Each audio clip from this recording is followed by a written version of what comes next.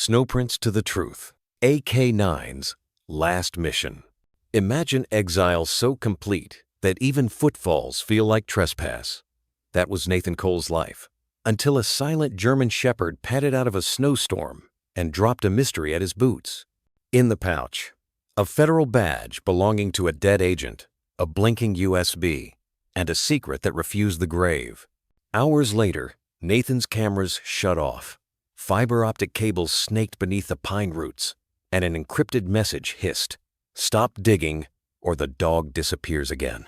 But Echo the shepherd had already chosen his new partner. Together, they would trace hidden transmitters to an abandoned satellite station, corner a corrupt captain at a private airstrip, and leak files that could topple a clandestine project called Helix Shade. This opening is only the first pawprint. Follow it, and you'll learn how courage sometimes wears fur, how justice can speak without words, and how a single tail wag can rename a traitor as a hero. Keep your eyes on the screen. Echo's final mission is about to begin. It clawed at the cabin walls like an old grudge, dragging ribbons of snow across the porch steps and rattling the frost-bitten window panes. Sheriff Nathan Cole sat alone inside, the only source of warmth the crackling wood stove and the faint orange glow that danced across the log walls. Outside, Sierra Ridge had vanished behind a curtain of white snowstorm number 7 that month, though he'd stopped counting. The room smelled faintly of cedar, coffee grounds, and ash. On the desk before him lay a thin manila folder, its corners softened by time, its label faded. Voss A, classified, closed. Nathan didn't need to open it. He knew the case by heart not because it had been his, but because it should have been. He ran a rough hand through his beard, eyes tracing the edge of the badge on the folder's cover. Adrian Voss, Federal Cybercrime Division. Disappeared during a joint operation 3 years ago. Rumors said he went rogue, that he'd betrayed his badge. But something about it never sat right with Nathan. It was one of those cases that got buried fast. Too fast. He took a slow sip from his tin mug, the coffee lukewarm, bitter, grounding. The fire snapped sharply, a log splitting from within. Nathan didn't flinch. His mind was elsewhere, drifting in the heavy quiet of that high mountain evening, when even his own breath felt like an intrusion.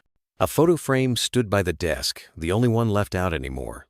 Her name was Lena, hair like spilled sunlight, laugh like wind chimes. Killed in a fluke avalanche 2 winters ago, just 15 minutes from their favorite overlook trail. Nathan had buried her in spring, then buried himself in the mountains the following fall. Grief had a strange way of muting the world. Even the snow outside, piling high and soft against the roof, felt more like memory than weather. He pushed the folder aside and leaned back in the worn leather chair. The ceiling creaked as the storm shifted, the roof groaning in protest. Nathan rubbed at the ache behind his eyes and stared into the flames. He had no one to talk to here, and that was the point. Until he heard it. A sound, or rather, the absence of it. The storm had fallen still. No wind, no whisper, no scrape of branches, just silence. That kind of silence that presses against your ribs like a held breath. Nathan stood slowly. Something prickled at the back of his neck, a long-forgotten instinct rising, the same one that used to keep him alive on night patrols in the city. He moved to the front window and parted the curtains with 2 fingers. At first, he saw nothing but snowfall, soft, descending, relentless. But then, just beyond the reach of the porch light, a shape materialized. Still, upright, watching. A dog, large, soaked to the bone, stood at the edge of the clearing, not cowering, not confused, just present. Its ears were forward, tail low, gaze fixed directly on the cabin. Nathan didn't move. The dog didn't either. Even from that distance, he could tell it was a German shepherd, likely male, built like the ones trained for K9 units' tight frame, alert posture, eyes that didn't blink easily. What unsettled him wasn't the sudden appearance. It was the energy in those eyes. It didn't look lost. It looked deliberate. Seconds passed, maybe a minute. Then Nathan stepped back from the window, grabbed his coat, and moved to the front door. As he opened it, the cold surged in like a phantom. Snow creaked underfoot. He descended the first 2 steps of the porch, hand raised in peace. "You lost, boy?" His voice was low, rough from disuse. The dog didn't bark, didn't retreat, just stared. Nathan glanced toward the cooler by the door, retrieved a strip of dried elk jerky Lena used to make batches of it each winter, and laid it gently on the top step. The dog tilted its head slightly. "Come on," Nathan coaxed, stepping back into the doorway. The shepherd padded forward, slow, controlled. It didn't sniff the ground like a stray. It didn't dart its eyes like an abused pup. It moved like it knew what it was doing. It approached the meat, paused, and with a single, precise motion, took the jerky between its teeth. Then it turned and walked back into the woods. Not a sound, not a glance, just gone. Nathan stood frozen in the doorway, a strange heaviness pressing against his chest. Something in that encounter had shifted the air, like when a long-closed file is reopened and the weight of it hits you all over again. He closed the door slowly and leaned back against it. For the first time in months, the silence in the cabin didn't feel like peace. It felt like the beginning of something. The wind had settled into a hush, like the mountain itself was holding something back. Nathan Cole sat by the hearth, half turned toward the window, eyes flickering with the orange reflection of the fire. He hadn't opened the Voss file again. Didn't need to. The image of that dog appearing and disappearing like a shadow from memory had lodged itself in his thoughts. Stubborn and unfinished. The storm had died around midnight. What followed was the kind of quiet that only came after snow. Absolute, suspended, as if the world had been sealed inside a glass dome. Nathan hadn't gone back to sleep. Something about the way that Shepard had looked at him too steady, too knowing, made rest impossible. By morning, snow had blanketed everything with surgical precision. The porch steps had vanished under the drift. His truck was just a pale silhouette beneath a veil of white. And then, just as he pulled on his boots to shovel the path, he saw it again. At the edge of the tree line. Still, waiting. The German Shepherd had returned. Nathan froze halfway down the porch. The dog stood precisely where it had the night before, just outside the halo of light, body erect, tail low but relaxed, ears up, as if reporting for duty. But this time, it wasn't empty-mouthed. Clutched tightly in its jaws was a weathered leather pouch. The edges were darkened with age and moisture, the brass buckle tarnished and half-frozen. It wasn't some scrap the dog had found in the woods. It looked military regulation, purposeful. Nathan took one careful step down, hands loose at his sides. The dog didn't flinch. "Easy now," he said, voice lower than before. "You bring something?" The shepherd's chest rose and fell with slow breath, vapor trailing from its muzzle. It took a step forward, just one, and lowered its head. The pouch touched the snow softly. Then the dog backed away 3 paces and sat. It was a movement too deliberate to ignore.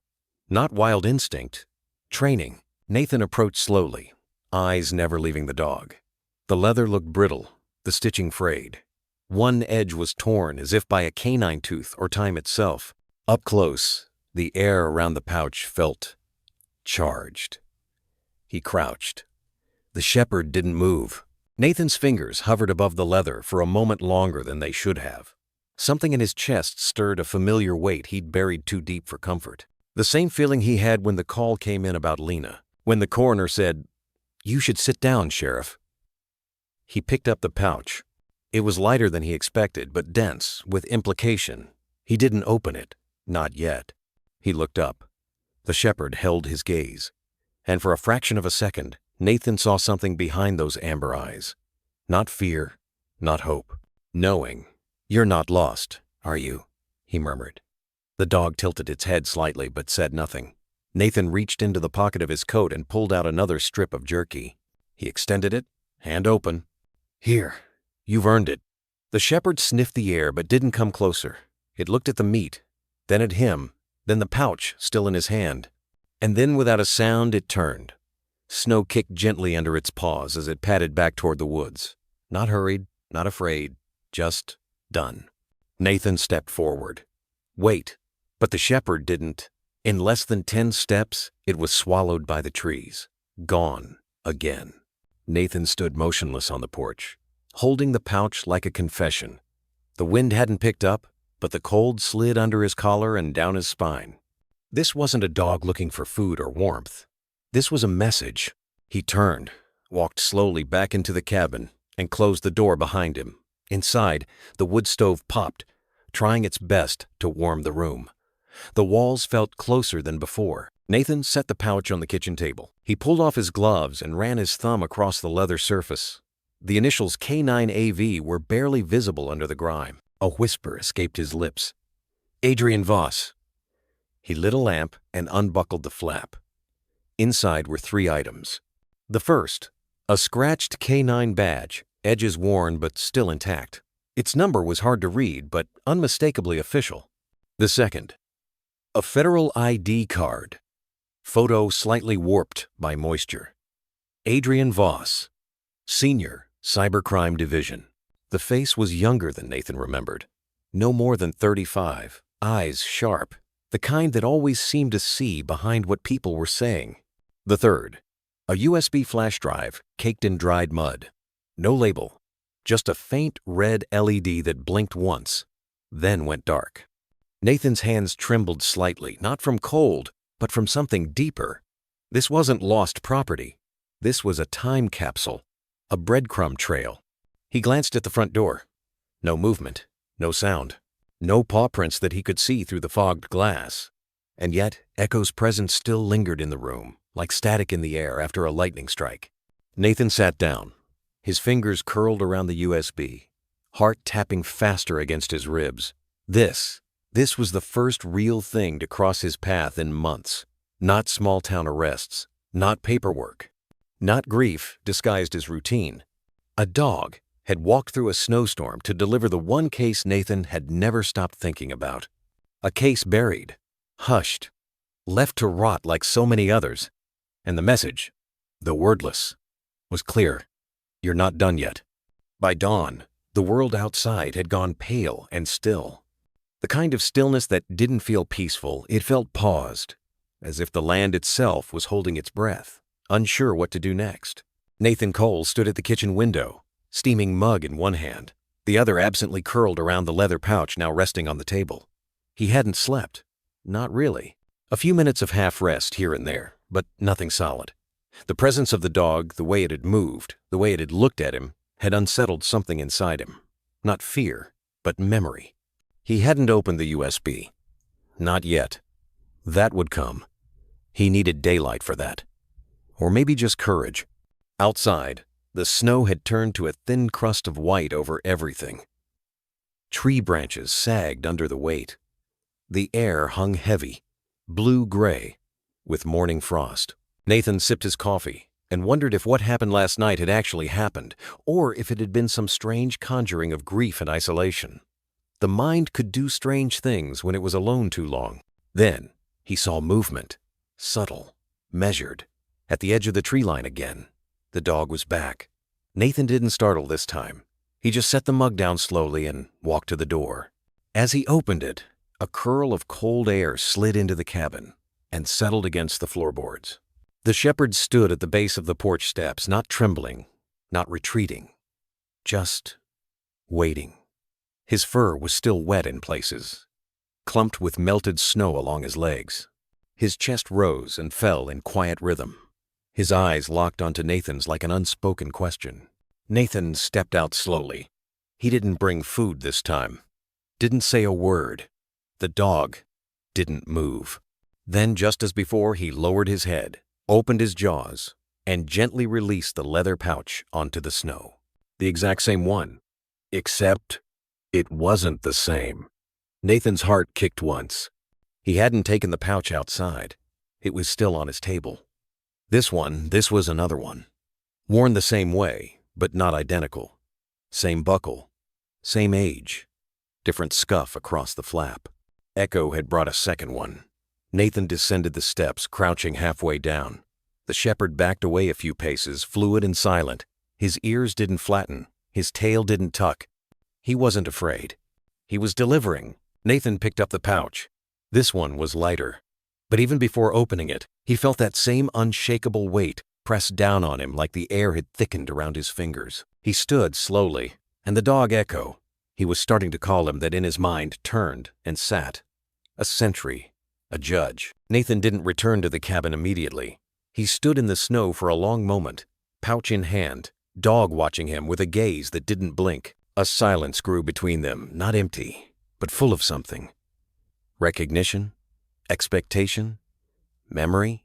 Eventually, Nathan turned and stepped back inside, closing the door with a soft finality. He set the second pouch next to the first, then he opened it.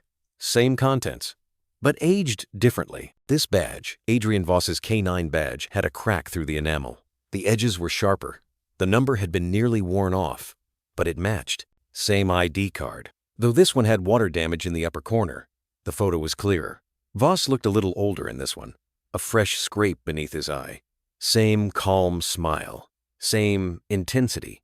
The USB drive inside was similar too, same red indicator, same casing, but it was newer, less scratched.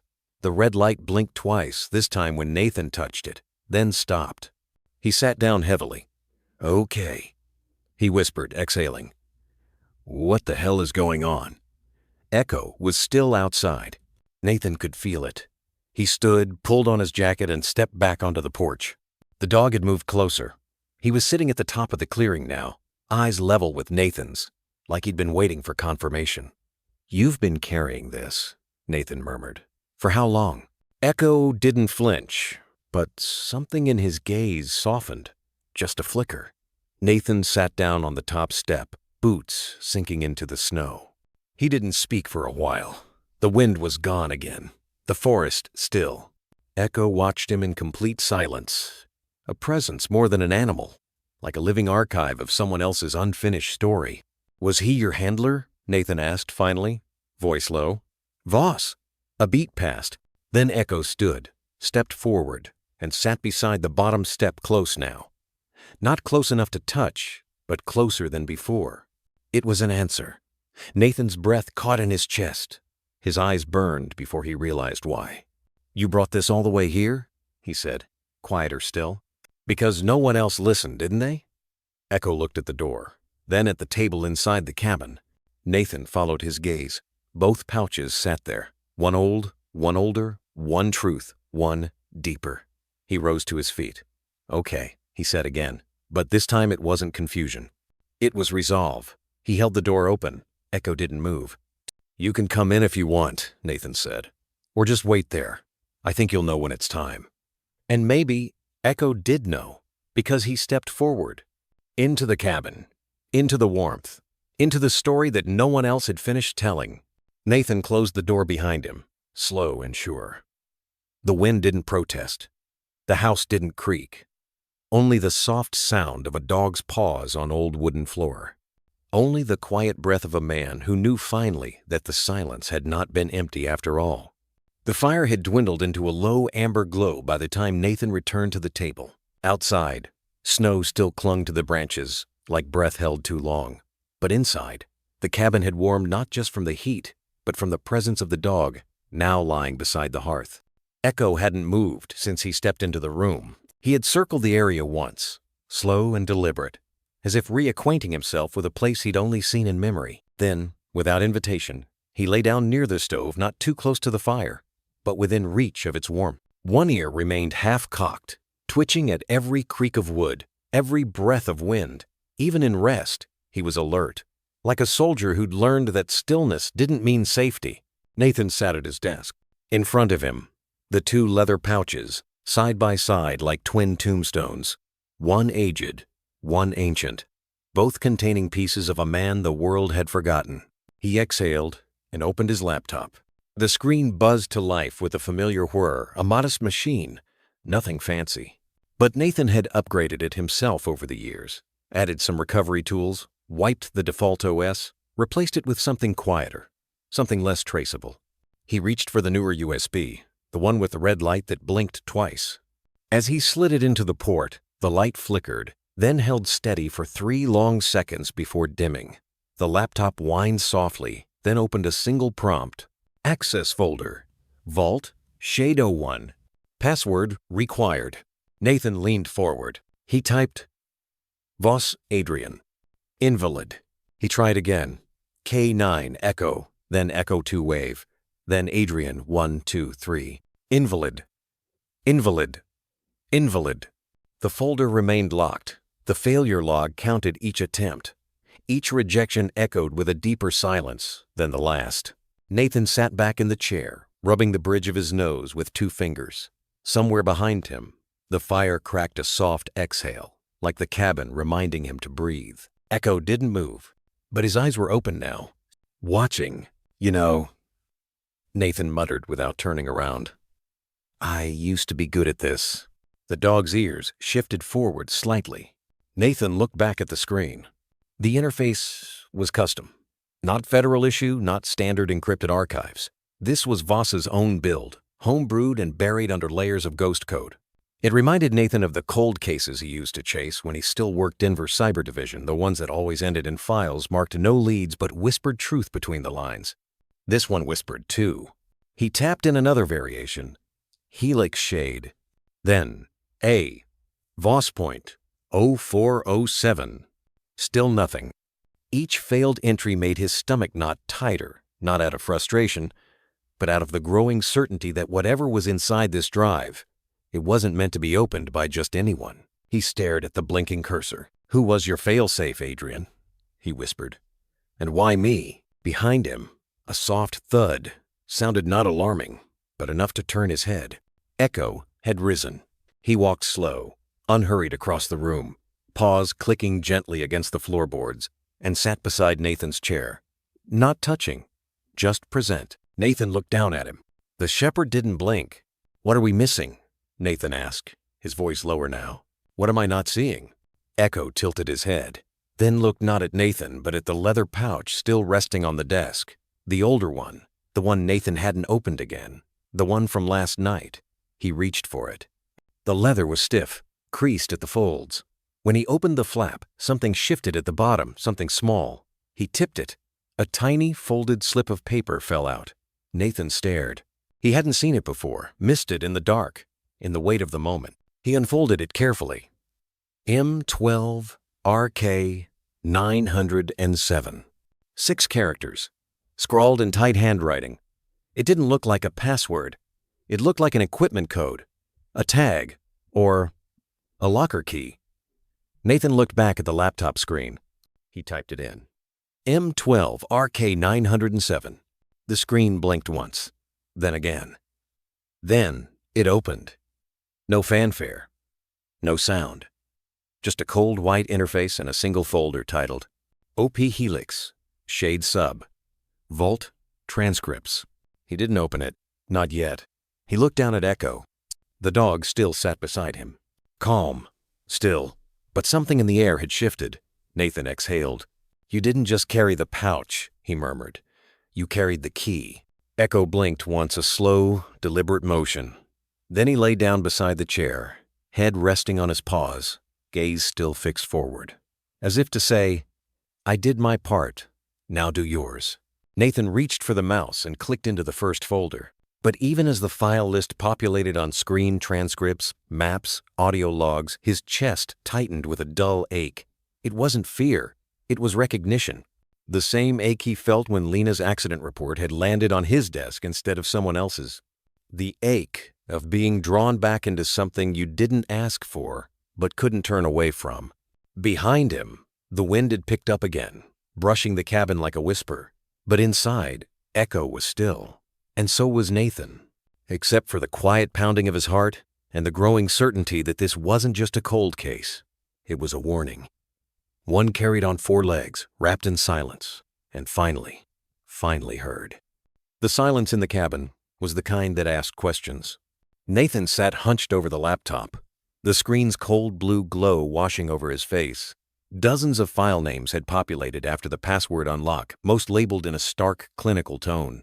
No folder titled Confession, no flashing red signs that screamed truth. Just strings of bureaucratic language and acronyms, quiet and buried like headstones in a government database. He clicked open the directory labeled Personnel Records, Internal Clearance Flags, and that's where the name surfaced again, like a ghost rising from the water. Voss, Adrian J. Security Clearance Level, Alpha Echo. Assignment: Joint Cyber Forensics, Operation Helix Shade. Status: terminated internal protocol, 7B. Official record: clearance revoked. Status: non-compliant. Location: unknown. Nathan leaned back in the chair, pulse beginning to rise. He knew what Protocol 7B meant, at least in vague terms. It was internal jargon, a code used to mark agents who had either gone rogue or had been flagged for active obstruction of classified operations. In other words, a polite way of saying traitor without a trial. He stared at the file. The image ID on the corner of the screen was grainy but familiar. Voss looked tired in this one. His hair was shorter than in the photo Echo had carried, and there was a faint scar near his left eye, recent, perhaps. But the look in his gaze was the same, sharp, unblinking, like someone who had stopped trusting the walls around him. Nathan had only met Adrian Voss once, 4 years ago, in D.C., during a closed-door coordination meeting about cybercrime escalation in rural districts. Nathan, still a regional task force commander at the time, had been sent to consult. Voss had arrived late, didn't apologize, and barely spoke. But when he did, his voice was calm, direct, like someone who had learned to cut through fog. He remembered thinking, that guy's not just smart. He's running from something he hasn't named yet. Now it made sense.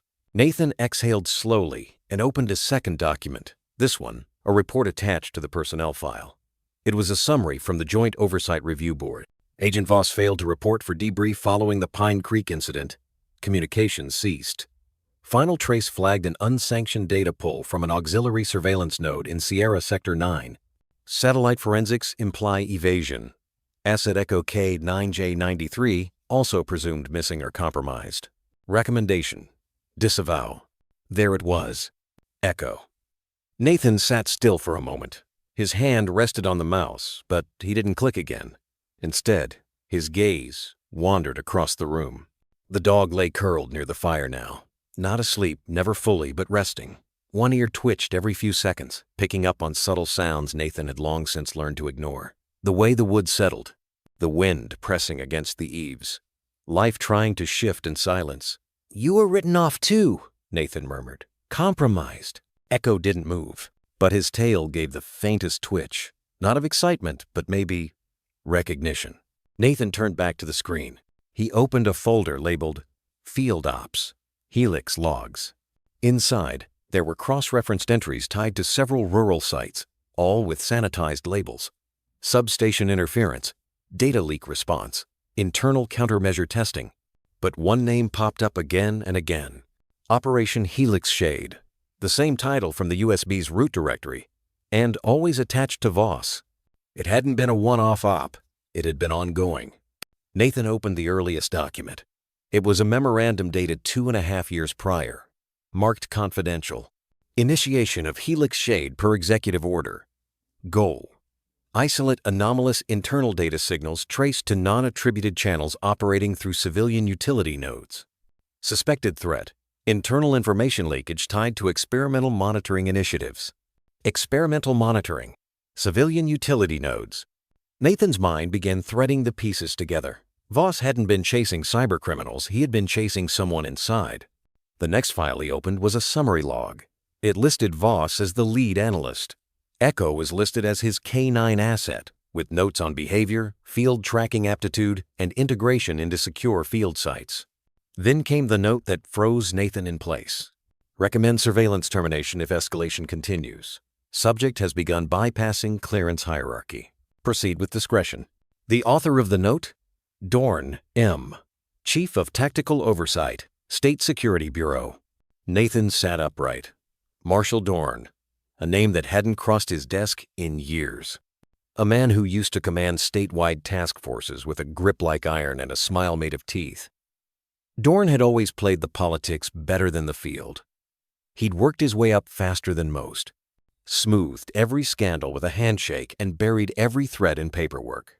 He was the kind of man who never left fingerprints, only graves. Nathan felt the cold again, not from the weather, from the knowing. The sense that this wasn't just a dead agent and a loyal dog. This was something that had been meant to vanish. And yet, it had found its way to his porch. In the jaws of a survivor. He clicked off the laptop screen and leaned back. His breath felt heavier now, like grief, not for himself, but for a man the world had labeled a traitor because he'd looked too closely. And for a dog who had remembered him long after the last order was given. Nathan stared at Echo. "You saw it, didn't you?" he said quietly. "Whatever it was, you were there." Echo didn't move, but his eyes, dark and steady, said everything Nathan needed to hear. They weren't done. Not yet. The sky outside had shifted to slate. Mid-afternoon in Sierra Ridge meant shadows came early, and light retreated like a memory that no longer trusted itself. Nathan stood by the kitchen sink, rinsing out his mug, the stream of water thin and reluctant from the copper tap. Echo sat near the back door now, not asleep, not restless, just listening. Always listening. The USB was back in its case, tucked inside a mason jar with rice and silica packets, just in case. The old field habits had returned quickly. Redundancy, isolation, discretion. It was like a part of him, he thought had gone dormant, had simply been waiting for the right signal. That signal came at 3:14 p.m., in the form of a dull chime from the sat phone console tucked beneath his desk drawer. Not the main line, not cellular. This one was offline, isolated, buried in encryption so dense, only a handful of people had ever had access. One of them was Sarah Cross. He wiped his hands, crossed the room, and opened the secure channel. Sarah Cross. Secured. 1062 AVX. Another breach. Pine Ridge Substation. 2:46 a.m. No footprints. No digital signature. That makes 3. Thought you should know. Nathan read it twice, then a third time.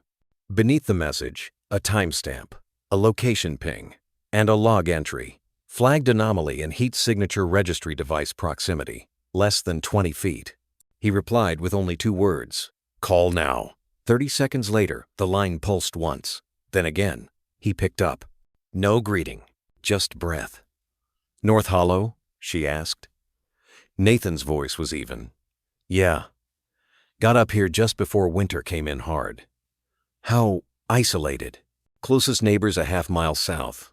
Retired couple with a wood stove and a cat." A pause. "Your camera logs?" she asked. He turned toward the corner of the room, where an old military-spec laptop sat beneath a draped jacket. "I checked them just before I got your ping," he said. "Went dark last night. 2:33 to 3:01. All 4 outdoor feeds. Nothing registered." Another silence. Nathan didn't need to hear her breathing, to know her mind was already parsing the implications. Sarah Cross wasn't just some ex-Fed. She'd once led one of the most promising forensic cyber teams under the Department of Energy back before her younger brother Aaron vanished during an undercover data infiltration at the Helix Oversight Unit. After that, she walked away. From her job. From everything. Except the truth. "That's the same window as the Pine Ridge breach," she said finally. Nathan nodded, even though she couldn't see it. And the same night Echo showed up. "You naming him already?" There was a flicker of wryness in her tone. Just a flicker. "He brought me 2 pouches, Nathan said. "Both with Voss's ID. One had a hidden code. That code opened the USB. It's real, Sarah." He could hear her shift in her chair, or wherever she was now. The background noise was faint, but familiar. Fluorescent hum. A space filled with paper stacks and blinking monitors. Her version of solitude. "What's on the drive?" she asked. "Internal documents, logs, Operation Helix Shade, and a name that's going to make your stomach turn. Try me. Marshall Dorn. Nothing. For a beat. Then, he flagged my brother before he disappeared. Claimed he went AWOL. Shut down the investigation 3 days later. That bastard still active? He's promoted. Oversees internal security for the whole state region." Sarah let out a slow, controlled breath. Then if Voss found something and tried to move it, Dorn would have buried him in concrete. Nathan stepped toward the window. Echo was still at the door, but his ears twitched. Alert. "I don't think he buried him," Nathan said quietly. "I think Voss buried himself. Off-grid. With Echo." "And you think Echo brought it back on purpose?" Nathan didn't answer right away. The idea had been forming in the back of his mind since the second pouch hit his porch steps. Not instinct, not luck, loyalty. He didn't act like a stray, Nathan said. He moved like a scout, like someone told him where to go. You think Voss is still alive? Nathan looked at the chair near the fireplace, empty now and then, at the unopened folder still sitting on the desk. No, he said. I think he died doing the right thing.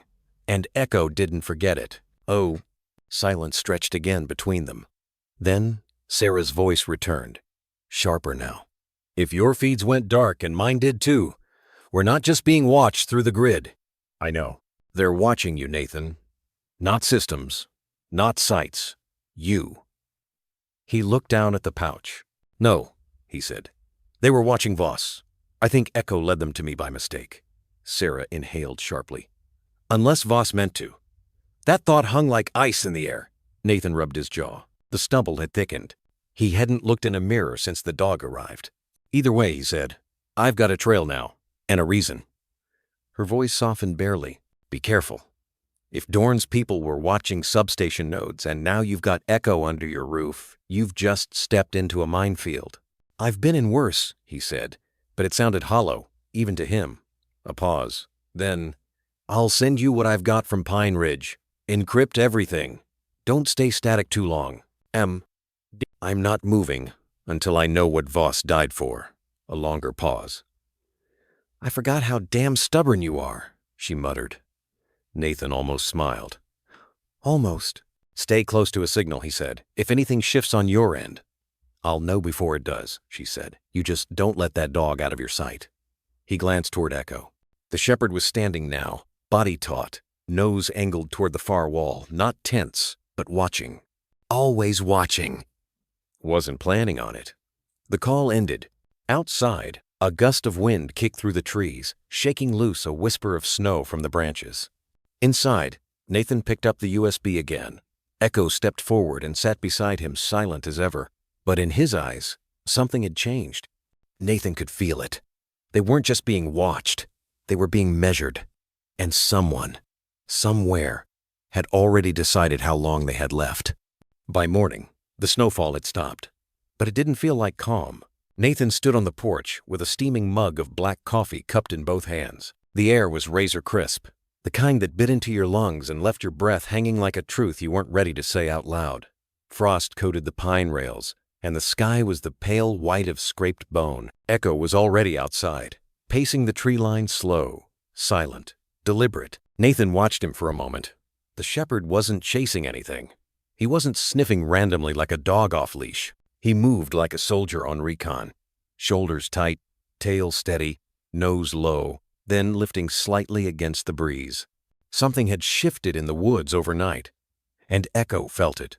Nathan set the mug down on the porch rail, pulled his jacket tighter around him, and descended the steps, boots crunching in the snow with a sound that felt too loud for the quiet morning. Where are you headed, boy? He asked softly.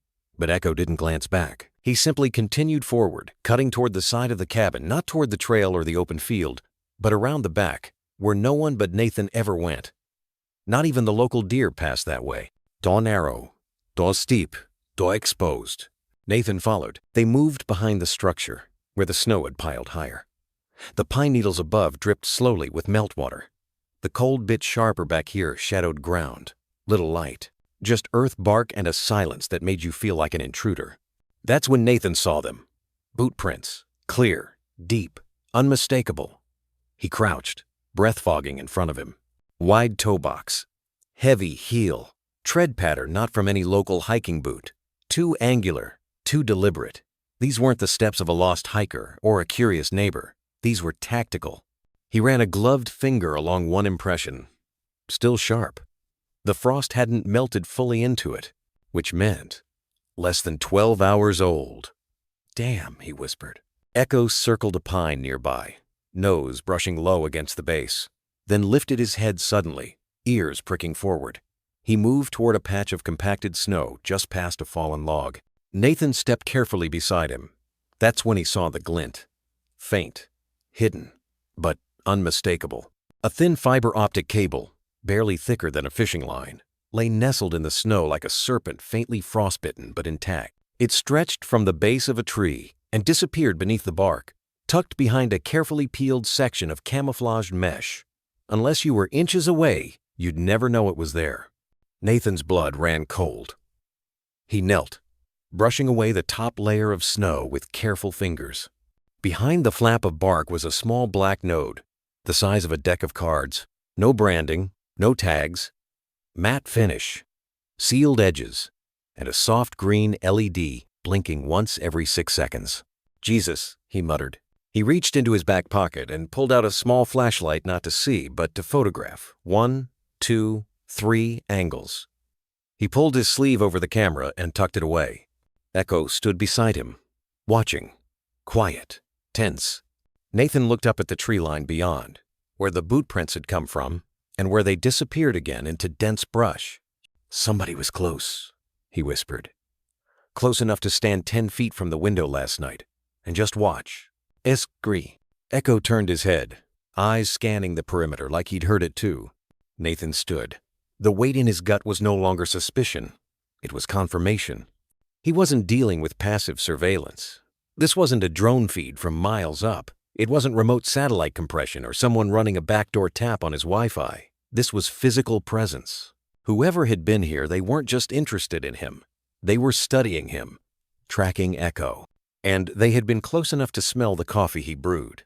Nathan reached into his jacket and pulled out a small vial fingerprint powder. It was mostly habit, but he dusted the node casing quickly. Nothing. Whoever had planted this had done it right. Gloves. Clean. Fast. Probably no more than 10 minutes on site. Still, the presence of a fiber tap meant something more advanced. You didn't plant one of these unless you were sure the target was worth watching. He crouched beside Echo, the dog's eyes locked with his sharp, waiting. "You brought them here," Nathan said softly. "Or maybe they followed you." Echo didn't blink, didn't flinch, but his body tensed, just slightly, like he was remembering something. Nathan stood. He took one last long look at the node, then reached up and peeled back the mesh covering. He didn't disconnect it. Not yet. Let them keep watching. Let them think he hadn't found it. Not until he was ready. Back at the cabin, Nathan scrubbed the snow from his boots and stepped inside.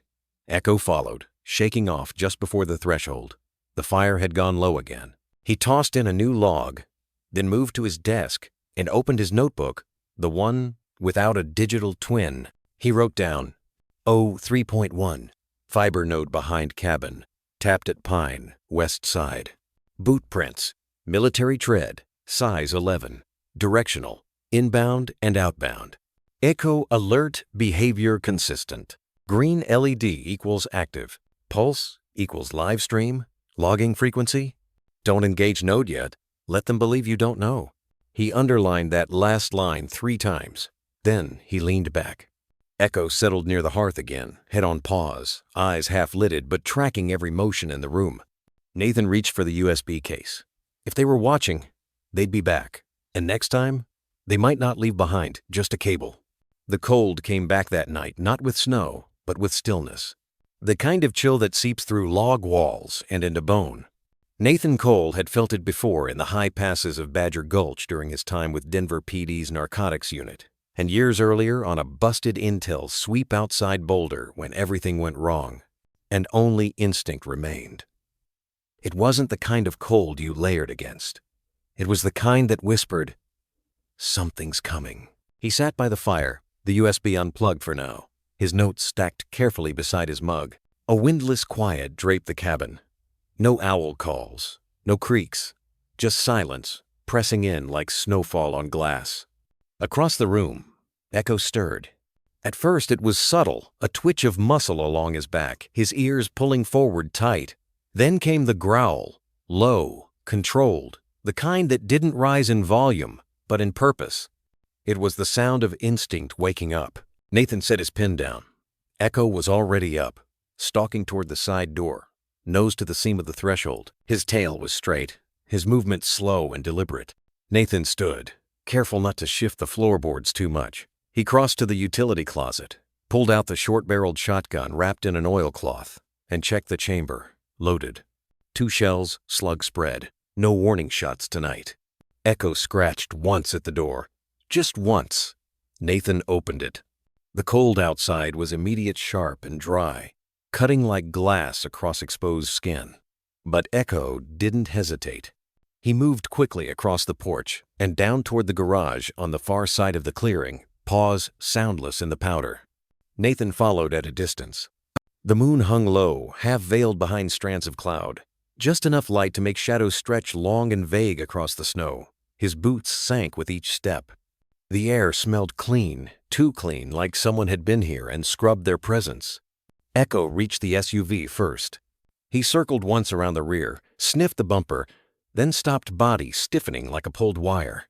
His tail dipped low, ears sharp forward. He began pawing urgently at the rear passenger side undercarriage, nose pressed to the wheel well. Nathan crouched beside him, flashlight beam skimming the metal.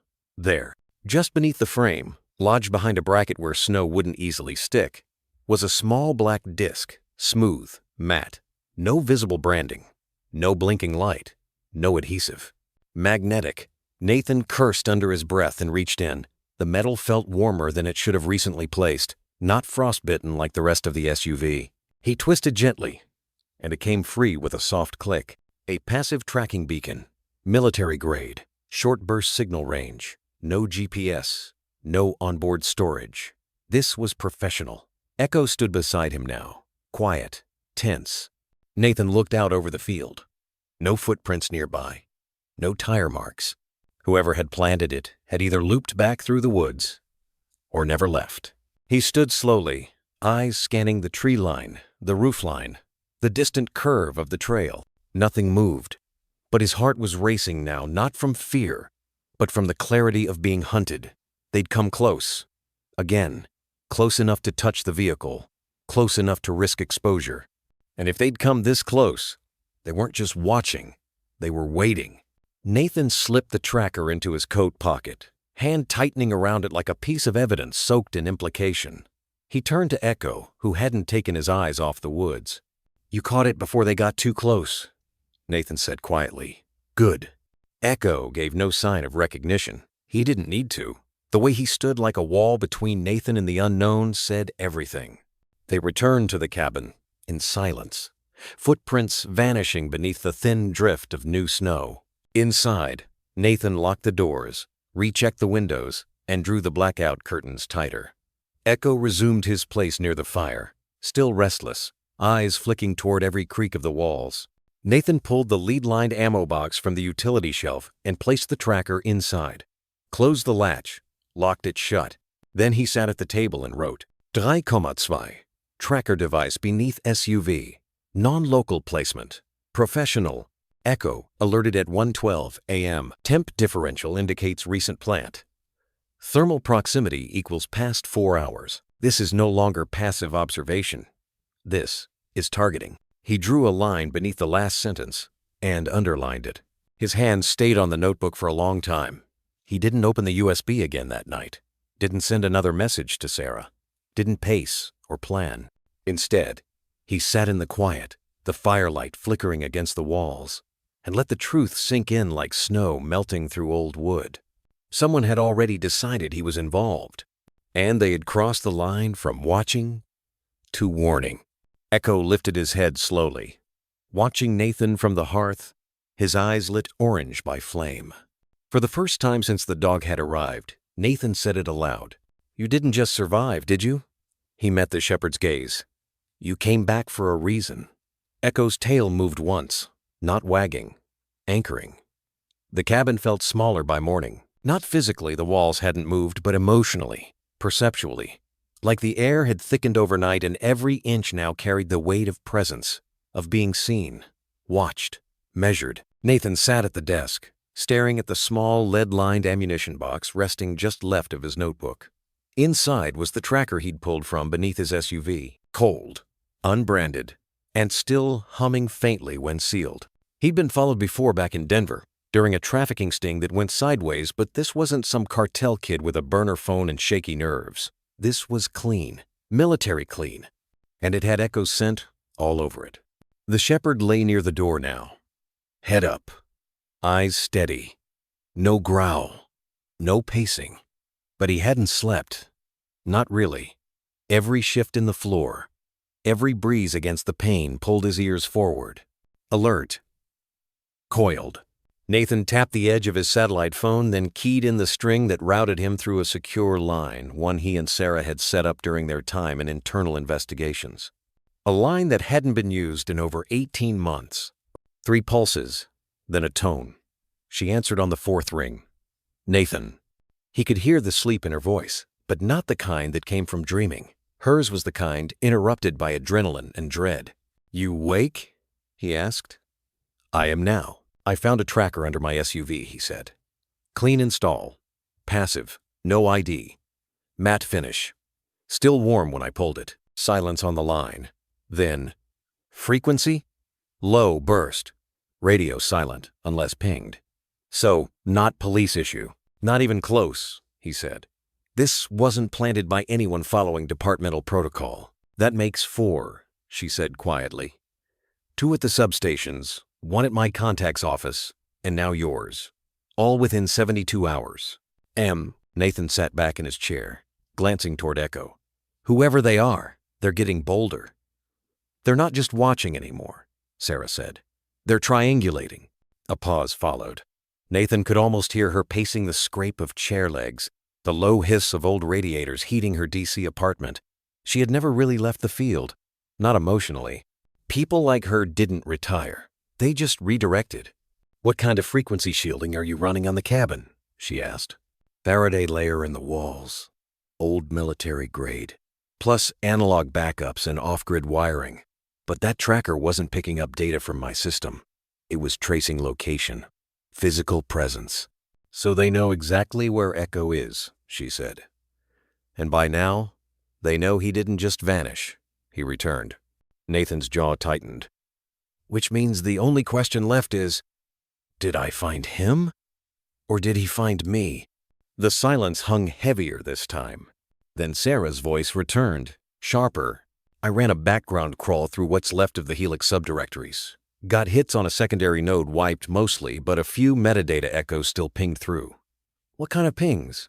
Command strings. ID fragments. One name repeated 6 times in a 7-line log. Nathan already knew what she was about to say. Dorn, she said.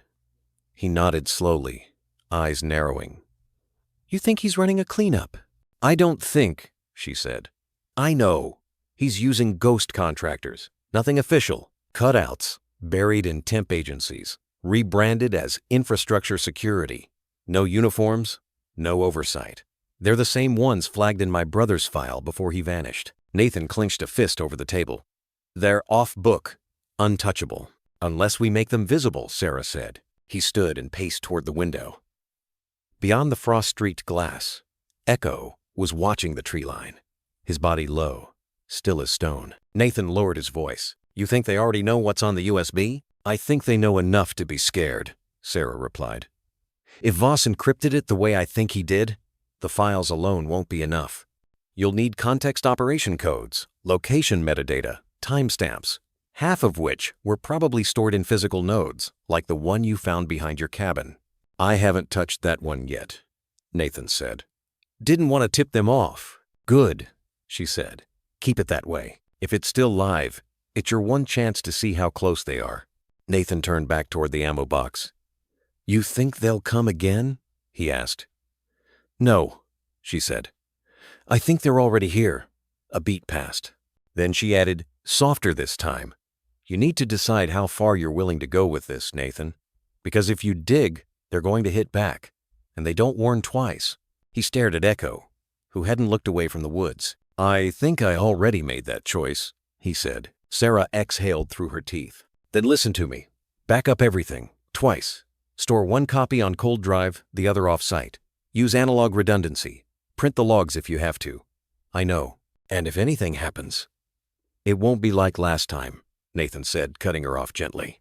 Silence. Then, barely audible, she said, I hope not. Nathan walked back to the table and placed his palm over the notebook. The paper was warm from the lamplight, but the ink was cold. Final. You stay safe, Sarah. I'll stay hidden. You stay loud. Click. The line went dead. Nathan didn't move for a long time. Then he walked to the fire and sat beside Echo. He didn't speak, but Echo leaned into him, just enough that Nathan could feel the weight not just of the dog's body, but of everything that had come with him. Not a message, not a memory, a warning. And whoever was watching? They had just made the mistake of assuming Nathan Cole would look away. The snow had fallen in jagged layers overnight, not soft like it used to be when his wife was still alive, but brittle, dry, wind-driven. It snapped under Nathan's boots as he followed Echo through the woods, each step cracking like old bones. The sun was just beginning to burn through the gray, low-hanging cloud bank, staining the pines in a pale orange hue. Birds didn't sing out here anymore. Not since the fires. Not since the drones came and went like shadows across the ridgeline. Silence had reclaimed Granite Bend, the kind that wasn't peaceful, just forgotten. Echo trotted ahead with purpose. No sniffing, no hesitation. His movements were taut, deliberate, like he already knew exactly where he was going, like the map was burned into his memory. Nathan gripped the strap of his rifle slung across his back, eyes scanning the trees for movement. "You better know what you're doing," he murmured, mostly to himself. The dog didn't respond. He didn't even glance back. They moved through thickets and over dry creek beds, cutting across terrain Nathan hadn't touched since before Fiona died.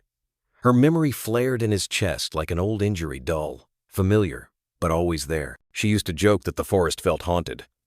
"Full of government ghosts," she'd whisper, wrapping her scarf around her face. He never laughed back then. He should have. An hour in, Echo stopped. They stood at the edge of a narrow ravine. Below, half swallowed by bramble and snowdrift, was something that didn't belong straight lines. Rusted steel, a jut of concrete, angled like a broken tooth. Nathan climbed down slowly, heart thudding. What emerged from the earth looked like the husk of a building, low profile, windowless, with peeling green panels and a bent antenna rusting off the roof. Most of the front was obscured by brush and time, but a faded stencil was still legible near the door. U.S. Department of Cyber Defense. Satellite Node 4, decommissioned. Nathan stared at the lettering. He'd heard rumors back when Helix Shade was still operational. Distant chatter in briefing rooms. H4 had been one of the original data routing hubs, long before the public knew cyber warfare even had terrain. Official records said it was shuttered in 2011 after a methane leak. But here it was, intact, undisturbed, hidden in plain sight. And Echo had led him here like he was retracing an old patrol route. The dog circled near the entrance and stopped beside a collapsed log, pawing at the earth. Nathan knelt, brushing back the snow, and found a keypad. Dead power. Corroded. But beneath it, buried just inches into the soil, a handprint scanner. Faded, but not broken. He looked at Echo. The shepherd sat, waiting, eyes locked on his. "You've been here before," Nathan said quietly. It wasn't a question. He reached into his coat and pulled out the laminated badge he'd found in the leather pouch, the one bearing Adrian Voss's photo, brittle at the corners. Voss had once been assigned to cyber intelligence, but not at the high-level command structure. His postings were always gray areas, civilian adjacent, contractor status, floating clearances. Nothing that made sense unless you already knew the kinds of things the government didn't write down. Nathan wiped off the handprint scanner and placed the ID badge near it. Nothing happened.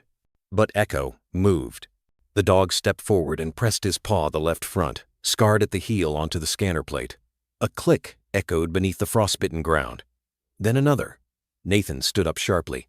The heavy door to the outpost groaned, shook once, and cracked open just enough to spill out a breath of stale, metallic air. It hadn't been opened in years, but something inside still lived.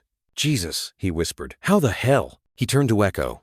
The dog had already entered, tail stiff, body alert. Nathan hesitated, then followed. The corridor was narrow, lit only by the sickly green of backup LEDs that should have been dead long ago. Wires hung from the ceiling like veins, some frayed, others spliced in with newer tech.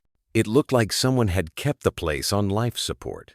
There were no signs of recent human activity, no footprints, no warmth, no discarded wrappers or bottles.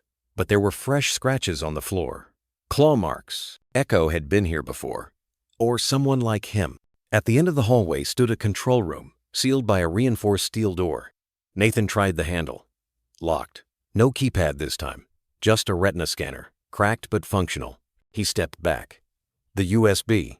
He still had it. Nathan pulled the small device from inside his coat and inserted it into a port beside the panel. It didn't fit perfectly clearly, not made for this system, but a moment later, the screen blinked. A single phrase displayed in pale letters. Voss Protocol initiated awaiting second authorization. Nathan's mouth went dry. Echo stepped forward again, placing both paws against the base of the door. The screen blinked again. Secondary print match, confirmed Echo. Access granted. The door hissed, then slid open with a long metallic sigh. Nathan stared into the dark chamber beyond. A low hum filled the space. Old servers, still alive, breathing. On one of the desks sat a cracked monitor, blinking in sleep mode. Beside it, a folded envelope with Nathan's name scrawled in black ink. His real name. He didn't reach for it. Not yet. Instead, he crouched beside Echo and placed a hand gently on the dog's shoulder. "You brought me here for a reason," he whispered. "Let's find out why." The shepherd didn't blink. He just stared into the dark, as if he already knew what came next and was waiting to see whether Nathan would be strong enough to face it. The cabin had never felt quieter. Even the hum from the old generator seemed to recede into the pine-dark silence. It was mid-morning when Echo began to grow restless, not anxious, not panicked, just alert in that way animals get when they feel something you can't. Nathan noticed the subtle cues first. The tilt of Echo's ears. The way his body pivoted without a sound. Then came the soft, rhythmic scratching at the north side of the porch. Not random targeted. A signal. Nathan set down the folder he'd been deciphering, still unopened, the envelope from the bunker with his real name on it, and reached for his jacket. Echo was already waiting at the door.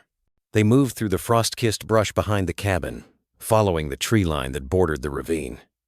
Snow crunched underfoot in brittle sheets, the forest still recovering from last night's sleet. But Echo made no noise, only purpose. About 50 yards out, beneath a downed cedar half swallowed in ice, Echo stopped and began to dig. Nathan crouched, watching the dog work a blur of disciplined muscle and memory, his front paws tearing through snow, mud, and frozen grass with surgical precision. It didn't take long. A metallic glint appeared. Echo stepped back. Buried beneath 6 inches of frozen earth was a device the size of a soda can half caked in dirt, pulsing with a faint red light at its base. Nathan didn't touch it immediately. He studied the shape, cylindrical, antenna partially collapsed, body smooth with no serials or stamps. Not standard military. Not even commercial-grade tracking.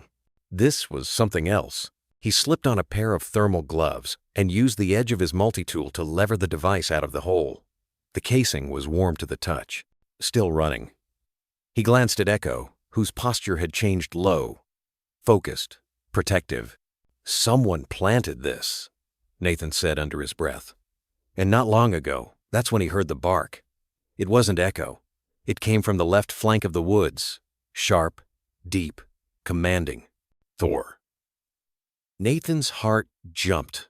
He and Echo spun in tandem, scanning the tree line. Thor was a Belgian Malinois, assigned to a neighboring ranger post before it shut down. The dog had disappeared 2 years earlier during a wildfire evacuation presumed dead, his handler killed in the chaos. But now, there he stood 10 yards away, tail stiff, muscles taut, staring into the thickets behind Nathan's cabin. "Thor," Nathan whispered, blinking against the wind. The Malinois didn't move, didn't blink. He was locked on something behind the brush, his body a coiled spring of instinct. Echo let out a low growl, stepping forward to flank him. Nathan unslung his rifle not to shoot, but to see clearer through the scope. He scanned the trees where both dogs stared, tracing branches, shadows, anything that looked out of place. But there was nothing. No movement, no sound, no breath in the air but theirs. Still, something lingered, like the aftertaste of a presence, like a room that still smelled like someone who just walked out. Thor finally turned to Nathan, made eye contact, then looked back once more into the trees and vanished, just turned and slipped into the forest like smoke. "Wait!" Nathan moved a step forward, but Echo blocked him, positioning his body protectively across Nathan's path. A choice. Echo didn't trust what they just saw. And Nathan had learned to trust Echo's instincts more than his own curiosity. He turned back to the device still pulsing in his hand. Warm. That meant someone was nearby no more than 72 hours, maybe less. And Thor's appearance, if it was real, wasn't coincidence. It was a warning. Nathan returned to the cabin with Echo close on his heels, the device sealed in a metal sample box. Inside, he booted the hardened laptop, the one with no wireless card, just local decryption protocols. Plugged the transmitter into a voltage-safe analyzer. The device flared to life not with data, but with signal emissions. It was actively pinging an airborne relay system, likely satellite-linked. But the ID signature didn't match any federal or NATO standard. Private, rogue. Whoever planted this wanted to monitor his position from above, track Echo's movement, or test if Nathan was still out here. He opened the back of the device. Inside, wrapped in insulated foil, was a memory chip. Slotted, not soldered, meant to be removed quickly. Nathan took a breath, extracted it, and slotted it into the secondary port. A single file loaded. Encrypted. Unnamed. No metadata. Echo whined, drawing closer to the desk, eyes fixed on the screen. Then, without warning, the laptop chimed. The file opened. Inside, a series of infrared aerial stills, overhead views of Nathan's cabin over the past month. Shots taken at night, tracking movement from inside and outside. One of them showed Echo walking toward the ridge with the leather pouch in his mouth. Another showed Nathan asleep in the living room. Through the window, they'd been watched. He scrolled further. The final image was time-stamped 2 days ago, a man kneeling beside the buried device. Face obscured. But the gloves were distinct black tactical mesh with a silver emblem at the wrist, a crescent over a spear. Nathan sat back slowly. That insignia had only one source. He'd seen it before, buried in old case files tied to Helix Shade. The man wasn't just watching, he was hunting. Nathan looked at Echo. The shepherd was frozen, eyes never leaving the screen. "What did they make you do?" Nathan whispered. No answer, only silence. And the soft, rhythmic thump of Echo's tail against the floor, slow, controlled, like a memory returning on command. The storm rolled in without sound, not with wind, but with weight, a kind of stillness that made the pines bow just slightly and the light go gray around the edges. Nathan sat at the kitchen table, back to the cabin wall. As the last file from the transmitter finished its low-level scan, Echo lay on the rug by the fire, head between his paws, eyes open always. Nathan's inbox, usually a digital desert, pinged once. Just once. The sound wasn't loud, but it sliced through the room like a blade. He turned. The terminal was still offline from the network, air-gapped. The message hadn't come through the usual channels. He rose slowly, crossed to the desk, and tapped the keyboard. The screen came alive with a single window. No subject, no sender. One line of text. "Stop digging, or he disappears again." Nathan stared at it, eyes narrowing. There were no links, no malware, just words. But they landed with surgical precision, because it didn't say you'll disappear. It said he would. Nathan's pulse slowed. Not quickened, slowed the way it did in the field, years ago, when something was about to happen and you had 5 seconds to choose how to move. He turned his head. Echo hadn't shifted. But he was watching. Not the window. Not the fire. Watching Nathan. He closed the message window. Opened the local console to trace the packet. Nothing. No IP. No DNS path. No handshake. Someone had bypassed all his protocols and hand-delivered the threat. Like sliding a letter under a locked door in a cabin built to disappear. Nathan sat down again. The room felt colder now, though the fire still burned. It wasn't about him. They wanted Echo. Again. And that meant whoever they were knew exactly what Echo had been. Nathan leaned back, trying to calm his mind. The easy thing would be to unplug, burn the hard drives, move north again, disappear into trees, snow, and years. But Echo hadn't come for a hiding place. He came carrying something. And whoever had trained him, whoever had owned him before, hadn't taught him to run. They'd built him to endure. Nathan's throat went dry. He stood, walked to the fire, and knelt. Echo looked up, ears twitching slightly, sensing the shift in energy. You knew they'd come looking. Nathan murmured, voice low, steady. Didn't you? Echo didn't move, but in his eyes, that glint of something ancient and humanless, there was no denial. Nathan reached out, placed a hand on Echo's chest. The heartbeat was strong, steady. This dog had seen war, not just bullets, but decisions. The warning wasn't about silencing Nathan. It was about retrieving Echo, or destroying him if retrieval failed. Nathan returned to the desk, opened a cold encrypted notepad, and typed a single word, Sarah. He stared at it. He knew contacting her again would be dangerous. But this wasn't about risk anymore. It was about intent. Whoever was behind this wasn't covering tracks. They were circling. Another ping. Same source. Same window. This time, an attachment. He hesitated, then opened it in a sealed container. It was a video feed, grainy, surveillance grade. The timestamp was from 2 hours ago. The image. A gas station 60 miles south, near the border. On the screen, a man in a dark coat walked up to a fuel pump. Nothing notable. He paid in cash, glanced at the camera, once face obscured under a cap. But the real message wasn't the man. It was the van that pulled up behind him, unmarked, matte black, no plates. 2 handlers exited, military bearing. One held a leash. The dog at the end of it was muzzled, but lean, muscled, eyes wired to adrenaline. They scanned the man, then turned to look directly at the camera, and the feed cut. Nathan stared at the blank screen. That wasn't surveillance footage. That was a performance. They wanted him to see it. They were telling him, "We're close. We have others. Yours isn't the only one." He closed the window, ejected the drive, and shut down the system entirely. Pulled the battery, crushed the wireless module just in case, then turned to Echo. For the first time in weeks, he saw it. Fatigue. Not physical, but emotional. The kind of weight that dogs didn't know how to carry unless someone taught them how. He sat beside him, reached into his flannel pocket, and pulled out the old K9 badge Echo had brought in the pouch. The letters were still legible beneath the scratches. RAE3, a designation, not a name. Echo, Nathan said softly. If I walk away now, they'll come for you again. Only this time, they won't need a camera. Echo's ears flicked. He didn't lift his head, but his body leaned just slightly into Nathan's leg. Nathan knew that gesture. It wasn't affection. It was trust. They were past the line now, past the point where hiding would help. And somewhere out there, someone still believed Echo was property, that what had been done to him was science, not torture. Nathan stood, walked to the locked trunk beneath the stairs. He hadn't opened it in 5 years.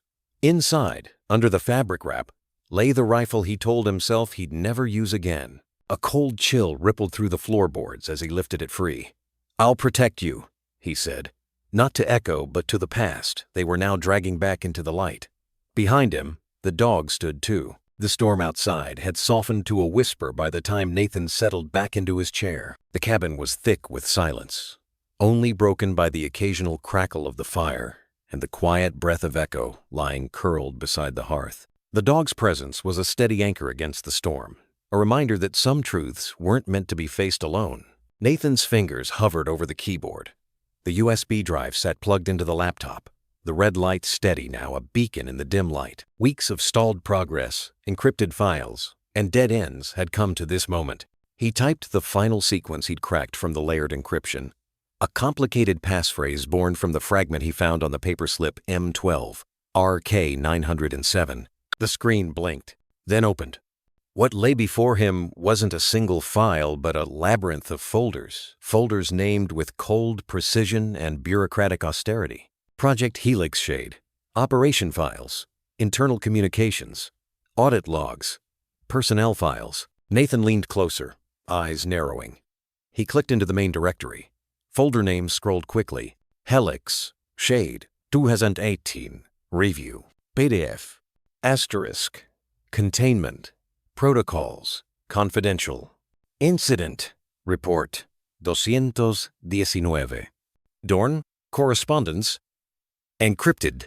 The last one caught his attention. Dorn. He stared at the name, feeling the weight of it settle in his chest like a cold stone. Captain Marshall Dorn. The man who had been the shadow hanging over Voss's disappearance. The man Nathan knew had risen swiftly through the ranks, known for his unflinching control and ruthless tactics. He opened the folder. Inside was a series of encrypted transcripts dated just weeks before Voss vanished. Nathan clicked on the first transcript, the screen flickering to reveal a text document. Meeting transcript. Internal inquiry. The 15th of February 2019. Participants: Captain Marshall Dorn, Agent Adrian Voss. Location: Secure Conference Room 7B, State Security HQ. The words on the page were clinical, but the tension in them was palpable even through the sterile font. Dorn: "You're pushing too far, Voss. These inquiries, these unauthorized investigations, they're liabilities. We can't have our operations compromised by idealists." Voss: "I'm not compromising, Captain. I'm uncovering facts. Facts they don't want seen. You know this." Dorn: "I know you're making enemies where none need be. This isn't just politics, Adrian. You're trespassing on terrain that could destabilize the entire program." Voss: "If by program you mean the illegal renditions and data laundering, then yes, I'm trespassing." Dorn: "Watch your tone. You're already under scrutiny. I suggest you reconsider before things get irreversible."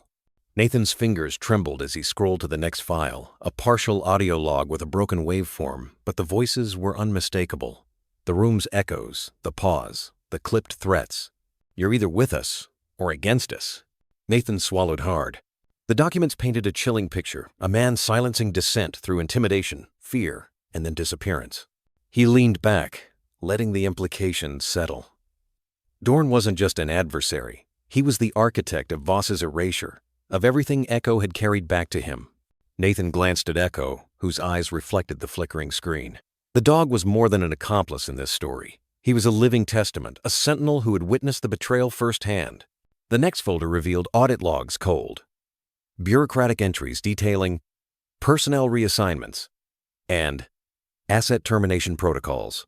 Adrian Voss was listed under terminated assets, a phrase that now felt far darker than its sterile phrasing. Nathan felt a chill creep up his spine. He wasn't just uncovering old files. He was digging into a grave. But this grave had teeth, and the men who'd buried it were still alive. He opened the last file in the folder, a heavily redacted memo titled Project Oversight, Helix Shade Containment Measures. The text was fragmented, but the intent was clear. Obliterate evidence, neutralize threats, and ensure silence.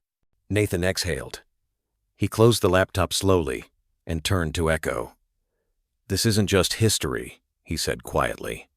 "It's a warning." Echo didn't respond, but Nathan felt the weight of his gaze steady, knowing, we're getting close. The wind had picked up again by nightfall, carving invisible scars into the snowdrifts beyond Nathan's cabin. But inside, it was still. Still and watchful like the breathless moment before a storm changes direction. Echo lay near the window, one ear tilted back, eyes half shut but never fully resting. Nathan knew that look, the kind of sleep soldiers and dogs allowed themselves only when they couldn't afford anything deeper. The screen in front of him glowed faintly. His fingers hovered over the trackpad, the weight of the file name dragging a cold line through his chest. Int. Meeting. Transcript. O215. H. Shade. It was buried deep, nested inside a corrupt folder, protected by an encryption layer disguised as junk code. Nathan had almost missed it. Almost. He clicked. The document unfolded like a wound reopening. Time-stamped. Surveillance quality transcription. Automated speaker detection. But the last line made his heart knock twice against his ribs. Location: Subterranean Briefing Room C. Site says, decommission it. Participants: Captain Marshall Dorn. Lead: Agent Adrian Voss. Cyber Division. He read slowly. Each word sinking like lead. "You've gone too far, Adrian. Too far is where you buried the truth.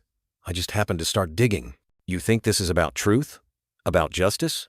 This program exists because the world doesn't run on either. It should. At some point, someone has to say, enough. You had potential. You still do.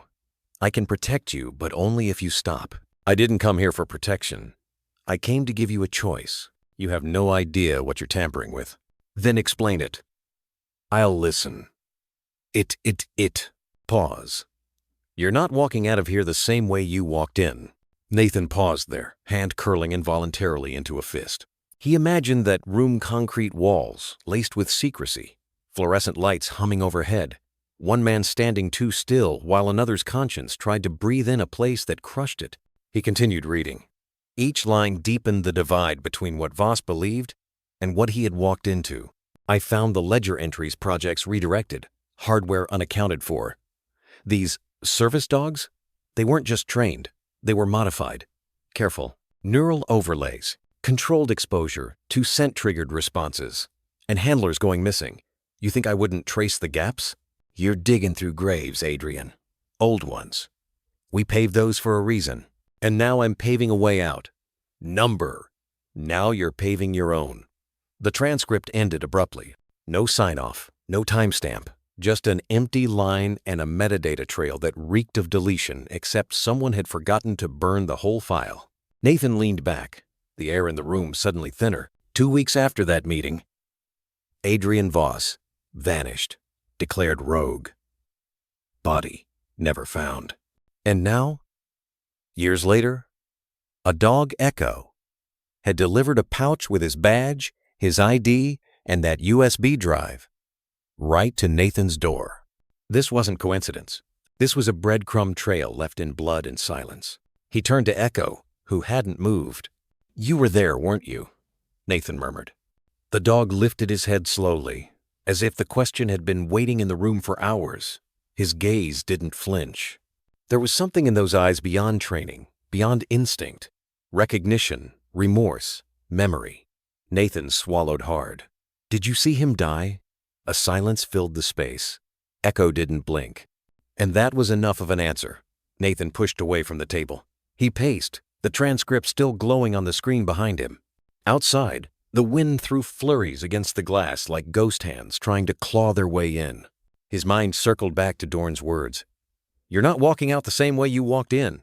Nathan knew what that meant now. Voss didn't disappear. He was disappeared. Buried under a narrative written by those who owned the pins and the silence that followed. Nathan returned to the screen and opened a connected metadata file. It was only a few lines long, but enough to burn. Candidate termination status. Confirmed. Witness neutralized. Status pending. Echo, Unit Ray 3, missing. Presumed compromised. RAE 3, his breath caught.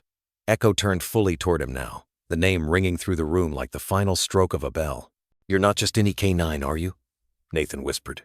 But Echo didn't respond. He simply walked forward and rested his head gently against Nathan's knee. It was not submission. It was trust. It was grief without tears. And it was a warning. Nathan looked back to the screen. There was more to uncover. He could feel it in the marrow of his bones. But tonight, a man had come back from the dead, one line of dialogue at a time. And the ghost that brought him was still breathing. The sky above the tree line had turned the color of wet stone. Dusk rolled in quietly, muffling the woods in a cold hush. Nathan stood at the edge of his porch, boots scuffed with frost, mug long gone cold in his hand. The last line of the transcript still played on repeat in his mind. Ray, tree, missing, presumed compromised. A lie disguised as protocol. Behind him, the fire crackled low. Echo hadn't moved from the same spot near the hearth since Nathan read those words aloud, but his ears stayed lifted, watchful, listening in ways only a dog like him could. Nathan turned to step back inside when the growl came low, primal, and immediate. Echo rose. No hesitation, no confusion. The German shepherd moved toward the front door without waiting for a command. Tail stiff, body crouched low, teeth slightly bared, not in panic, but precision. Something was close. Echo. Nathan's voice dropped into instinct, calm but tight. Where? The dog's gaze didn't leave the tree line. Then, he moved. Out the door, off the porch, no sound. Just snow shifting beneath padded paws. Nathan followed, grabbing the cig from the rack by the door. His steps were heavier, clumsier, a man trained to move like a ghost, now chased by memories he didn't ask for. They crossed the clearing in 30 seconds. Echo zigzagging low through the tall snowgrass. Then he stopped, tail rigid, nose pressed to the ground. He looked up at Nathan and let out a sharp huff, not a bark, but a signal. Here. Nathan knelt beside the dog. At the base of a pine, half buried under a melted patch of snow, was a square metallic beacon, no larger than a matchbox, black, smooth. Its LED pulsed every 7 seconds like a heartbeat. He didn't touch it, didn't have to. He'd seen these before, back when tracking was still called surveillance, and surveillance was still called national security.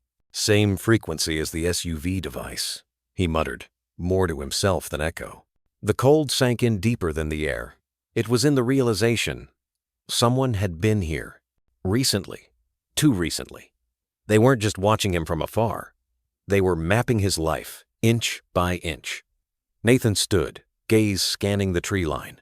The woods were silent, but it wasn't peace. It was pause. A held breath before the strike. He pulled out his phone, opened the encrypted app Sarah had insisted they use. He didn't text, just sent a ping. Code Ashfall, Beacon 2 confirmed. He knew she'd understand. From behind, Echo gave a low chuff again. His body shifted, pointing toward the eastern side of the cabin now. Another direction, another scent. Nathan didn't need more evidence. He needed time, and they were running out. He knelt again, hand on Echo's shoulder. They're closing in, aren't they? The shepherd didn't blink, didn't flinch, didn't need to answer. Nathan stood, eyes narrowing. Every branch seemed to rustle now with purpose. Every crow overhead might be a drone. Every silence, a strategy. This was no longer a surveillance operation. It was containment, and he was the variable. Echo? The loose thread someone forgot to snip. Back inside the cabin, Nathan grabbed the Faraday bag and slid the USB inside it. He'd seen too many remote wipes initiated by proximity triggers. Sarah's voice echoed in his memory. They don't need to find you. They just need to know where you are long enough. He moved through the cabin quickly, now not in panic, but calculation. Memory kicking in like a dormant algorithm. Gear, backups, satellite link modules, one emergency flash drive. A sealed packet from his last op still unopened. He strapped on the sidearm, checked the charge, locked the door behind him, not because he thought it would stop them, but because ritual still had value. It made him feel like a soldier again, not a fugitive. Echo was already waiting at the Jeep, head tilted. But his gaze wasn't on Nathan. It was on the tree line. And this time, Nathan saw it too. A flicker. Just movement. Far off. No more than a silhouette crossing between shadows. Gone in a blink. But it was enough. They weren't guessing anymore. They were positioning. Nathan whispered, "That's it." He crouched beside Echo and gripped the thick fur behind his neck. A gesture from the old world, the one where you thanked your partner before hell opened up. "We move at first light. Tell me if you smell them again." Echo licked his gloved hand once, then looked back to the trees. Inside, Nathan tapped out a single-line message to Sarah. "Final straw. They're here. I'm pulling out. Backdoor plan still green?" He hit send, then leaned his forehead against the cold window pane. The forest didn't feel like home anymore. It felt like a trap waiting to snap shut. The wind had picked up around 2:17 a.m. Nathan knew the hour because he hadn't slept. Not fully. Not since the beacon. He sat at the edge of his cot in the dark, boots unlaced, shirt wrinkled from leaning too long against the cabin wall. The fire had long since dimmed to an orange hush, casting low, flickering shadows across the floor. Echo lay curled by the window. Still, but not asleep. That was the thing about dogs like him. They didn't sleep when something was off. They waited, calculating. Stillness wasn't peace. It was readiness. And then Echo's ears twitched. Just once. No sound. Not yet. Nathan slid his hand slowly toward the side holster on the floor. He didn't breathe, didn't blink, didn't ask Echo anything. If the dog moved, it meant it was already too late to ask. Then came the faintest creak floorboard. Not theirs. Back porch. Echo's head lifted, but he didn't growl. Not yet. Nathan moved like a whisper, pressing his palm against the trap door behind the cabinet. A relic from his Denver narcotics days, a fallback habit, never truly forgotten. He had rigged the cabin months ago, mostly out of old paranoia. A trip line under the east entrance. A pressure plate in the utility crawl space. A slow-fall trap above the hallway beams. Tonight, all of it mattered. Echo was standing now, still silent. Muscles taut beneath his coat. The back window ticked once. Twice. A small tap. Too rhythmic to be the wind. Then glass. Shatter. A masked figure slipped through the back entry in one liquid motion. Black gear, tight steps, no wasted sound. Not just a thug trained, special ops, or someone who thought he was. But what he didn't know was that the cabin was alive, and Echo was already airborne. The dog launched, teeth bared, a deep-throated snarl ripping through the stillness. The man stumbled sideways, surprised but not fast enough. Echo hit center mass and took him down. Hard. The crash shook the floorboards. Nathan was behind him in 2 breaths, pistol raised, but he didn't shoot. Instead, he pivoted, grabbed the cord beneath the beam, and yanked. A low whump sounded above, then a drop net fell from the ceiling, tangled in thick ropes laced with steel rings. The man struggled for half a second before Echo clamped down on the assailant's forearm with surgical precision. Not to kill, just to hold. The man shouted into his balaclava a muffled, guttural sound. Nathan knelt beside him, pressing the muzzle of his weapon gently to the side of the man's throat. "Don't move," he whispered, "or he tightens." The man froze. Sweat rolled from his temple. Echo didn't move, only growled a low, constant vibration that said, "I know how this ends if you lie." Nathan reached forward and yanked off the mask. The man's eyes were sharp, young, mid-30s, buzzed hair, no insignia. His lips were bloodied. Echo hadn't held back. Nathan flicked on the side lamp. Dim, yellow, enough to see what mattered. "Talk," he said. The man stayed quiet. Nathan jabbed a thumb into the ribs.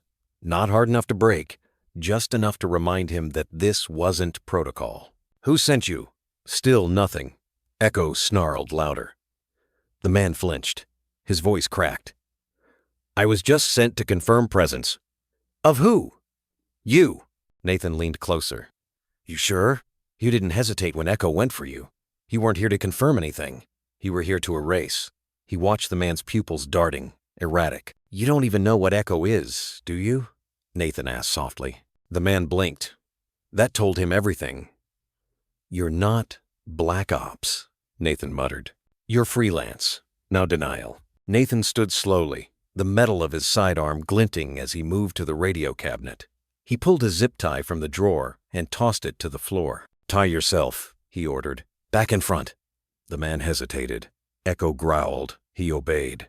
2 minutes later, Nathan had him sitting back against the heater, ankles bound, wrists cinched. He walked to the coffee table and dropped the mask, inspecting its inner lining. There, a micro RFID sewn into the seam. A tracker. He crushed it under the butt of his pistol, then turned back. "I want a name." The man shook his head.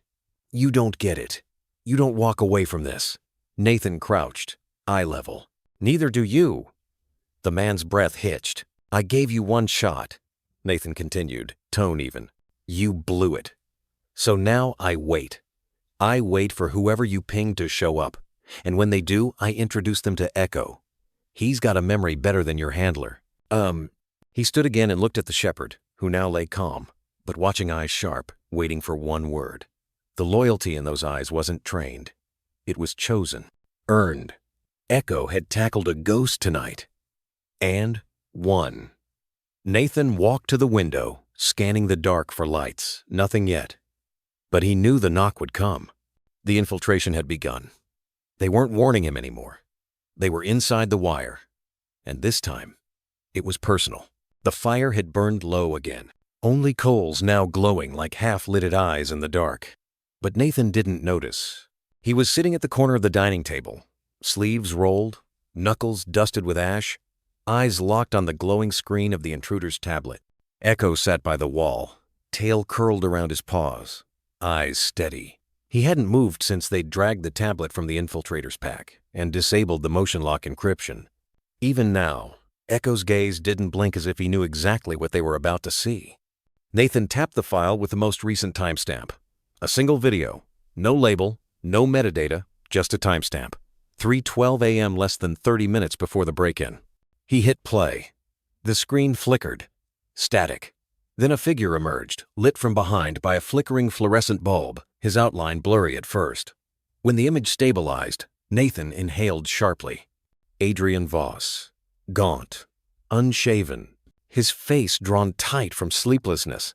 But unmistakably, him. Voss stared into the camera, then down, then back up again, with the hollow, resigned eyes of a man recording his own ghost.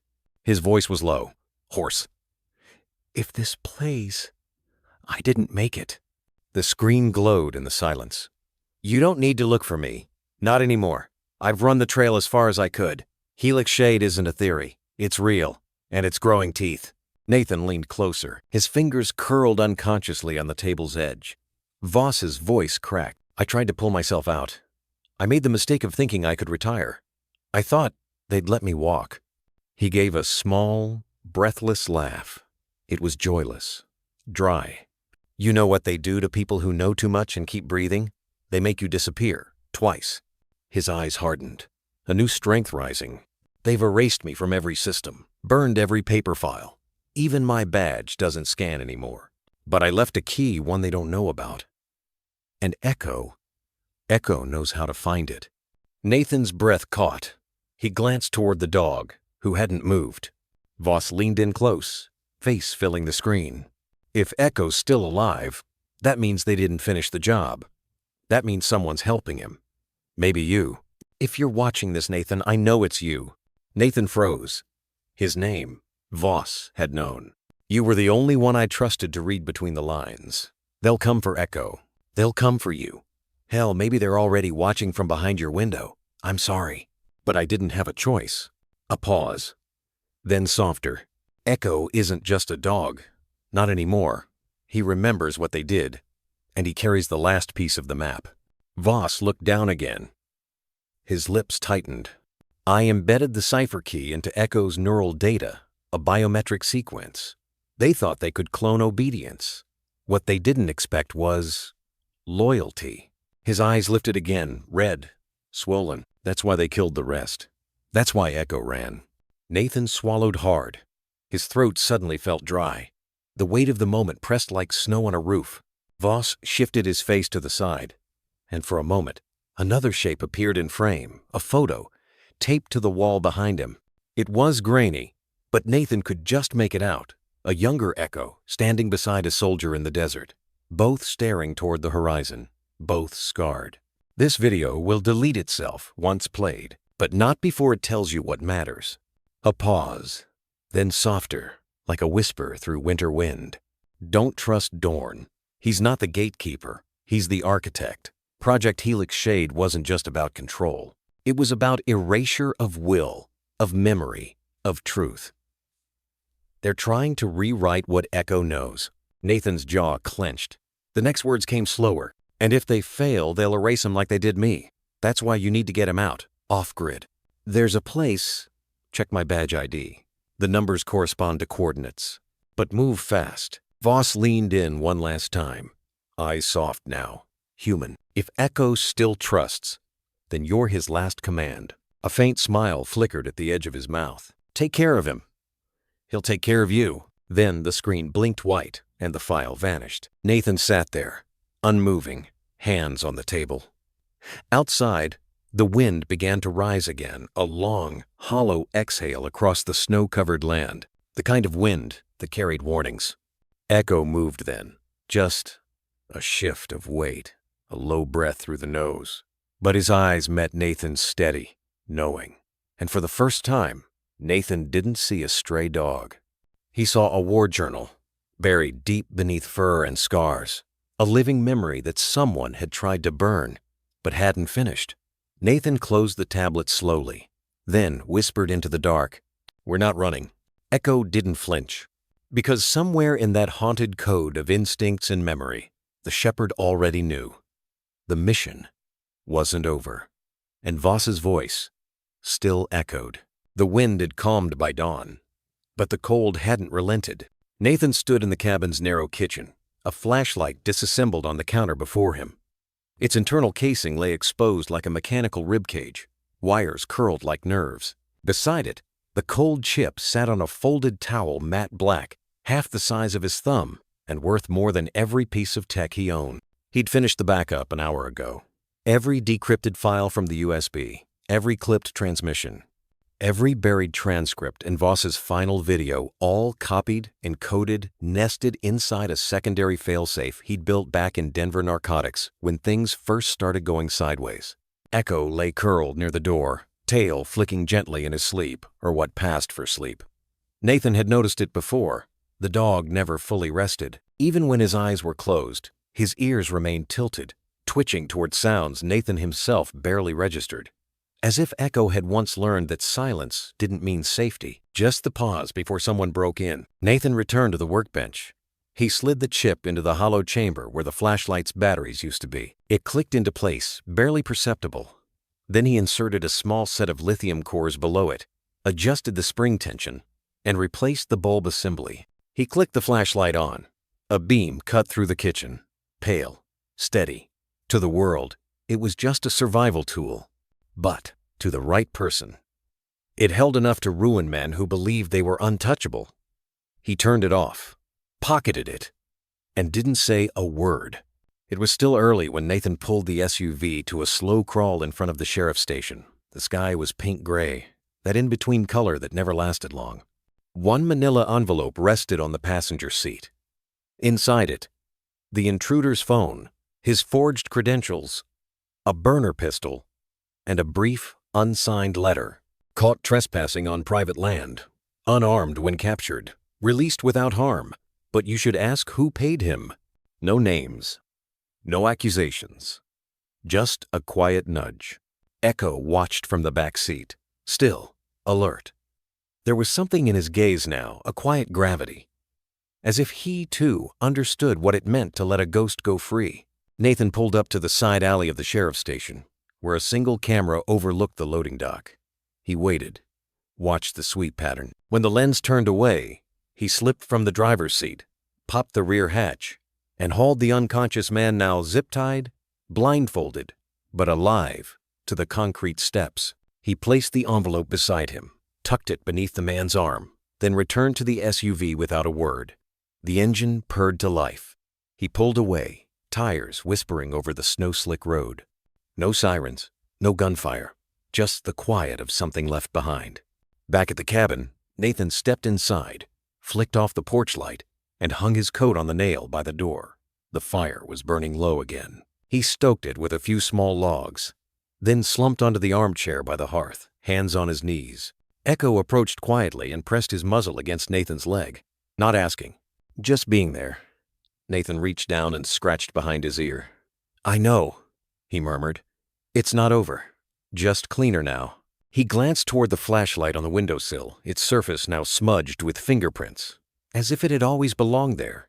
Unremarkable, unimportant, exactly how secrets should look. He thought about Voss again, about that final video.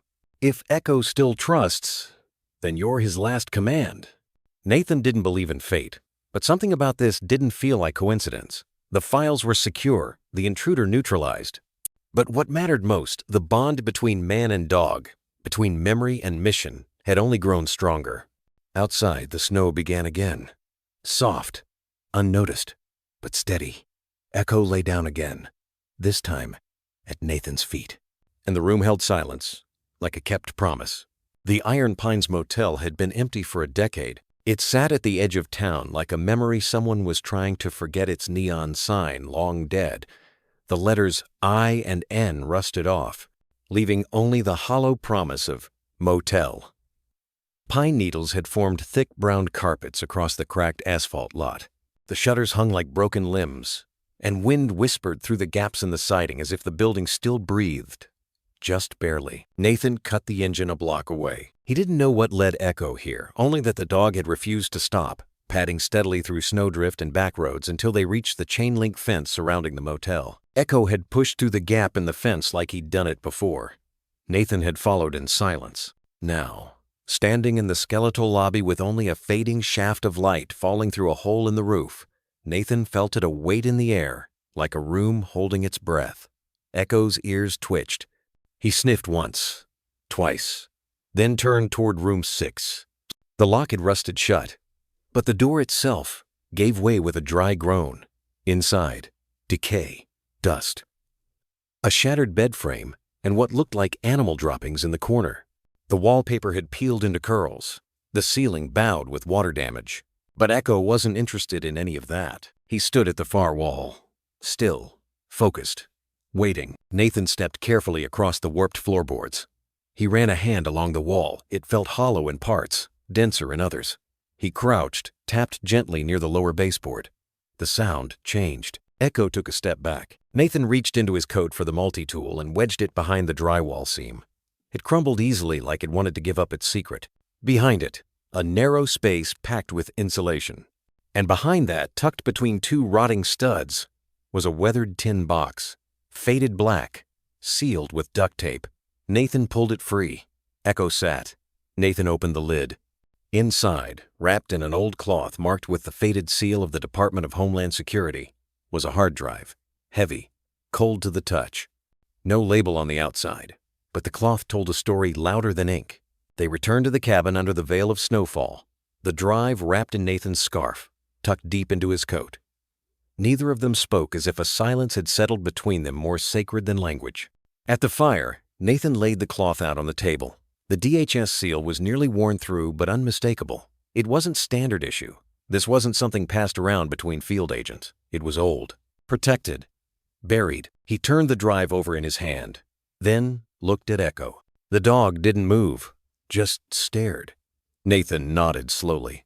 "You brought me here for this." Echo lowered his head, eyes never breaking contact. Nathan sat down and plugged the drive into the isolated rig he used for off-grid decrypts. No network, no auto-mounting, just a black screen and a manual command prompt. The drive spun, humming, alive. He didn't open it yet, didn't need to. He knew, deep in his gut, that this would change everything. Whatever Voss had uncovered, whatever had made him a ghost in his own agency, it wasn't in the USB. It was here. In this, hidden in drywall, carried across frozen highways, delivered by a dog who should have never survived. Later that night, Nathan stood by the window, staring out into the forest, flashlight in hand. The one with the cold chip inside. He didn't click it on. Didn't need light. He just needed to feel the weight of it, of what he was carrying now. Outside, Echo sat on the porch, ears alert, tail brushing slowly over the planks, watching the dark, listening. Somewhere out there, someone had once decided Echo wasn't worth saving. But the dog had lived, had remembered, had led a broken sheriff through snow and silence to a forgotten room behind a crumbling wall. Nathan didn't believe in signs, but maybe some truths had to arrive on 4 legs. The hard drive pulsed once, then flickered to life on the offline rig. Nathan leaned forward, jaw set, heart pacing slower than normal, like his body knew what was coming before his mind did. Echo sat beside the desk, back straight, eyes locked on the monitor, not with curiosity, but with recognition, as if memory had a scent and he could already smell it. Nathan bypassed the initial boot scripts, then manually decrypted the drive. What followed was a cold interface. No logos, no directory tree, just one command prompt and a blinking cursor. He typed, "List contents." A folder emerged. Ghost, Op, Helix, Shade. Inside it, files named by date, not label. No descriptions, no briefings, just cold metadata, like someone had tried to erase the humanity from every line. Nathan clicked the oldest file. Grainy footage. A basement interrogation room. Men in shadows. Faces blurred or blacked out. At the table sat a woman exhausted, bleeding from her temple, but proud. Her nameplate read Alvarez. Her voice was calm but defiant. "You think disappearing people makes you safer? You're wrong. History forgets cowards, not ghosts." The clip ended mid-sentence. Nathan scrolled. Each file showed pieces of the puzzle: enhanced interrogations, illegal renditions, flights that weren't supposed to exist. Detainees moved without warrants, no paper trail. Some never reappeared.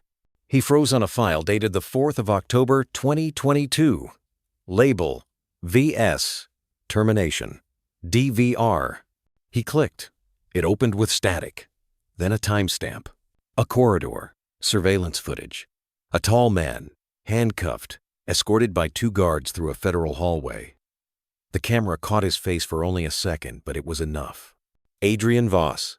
Hair longer, beard rough, but the same sharp profile, the same defiant stare.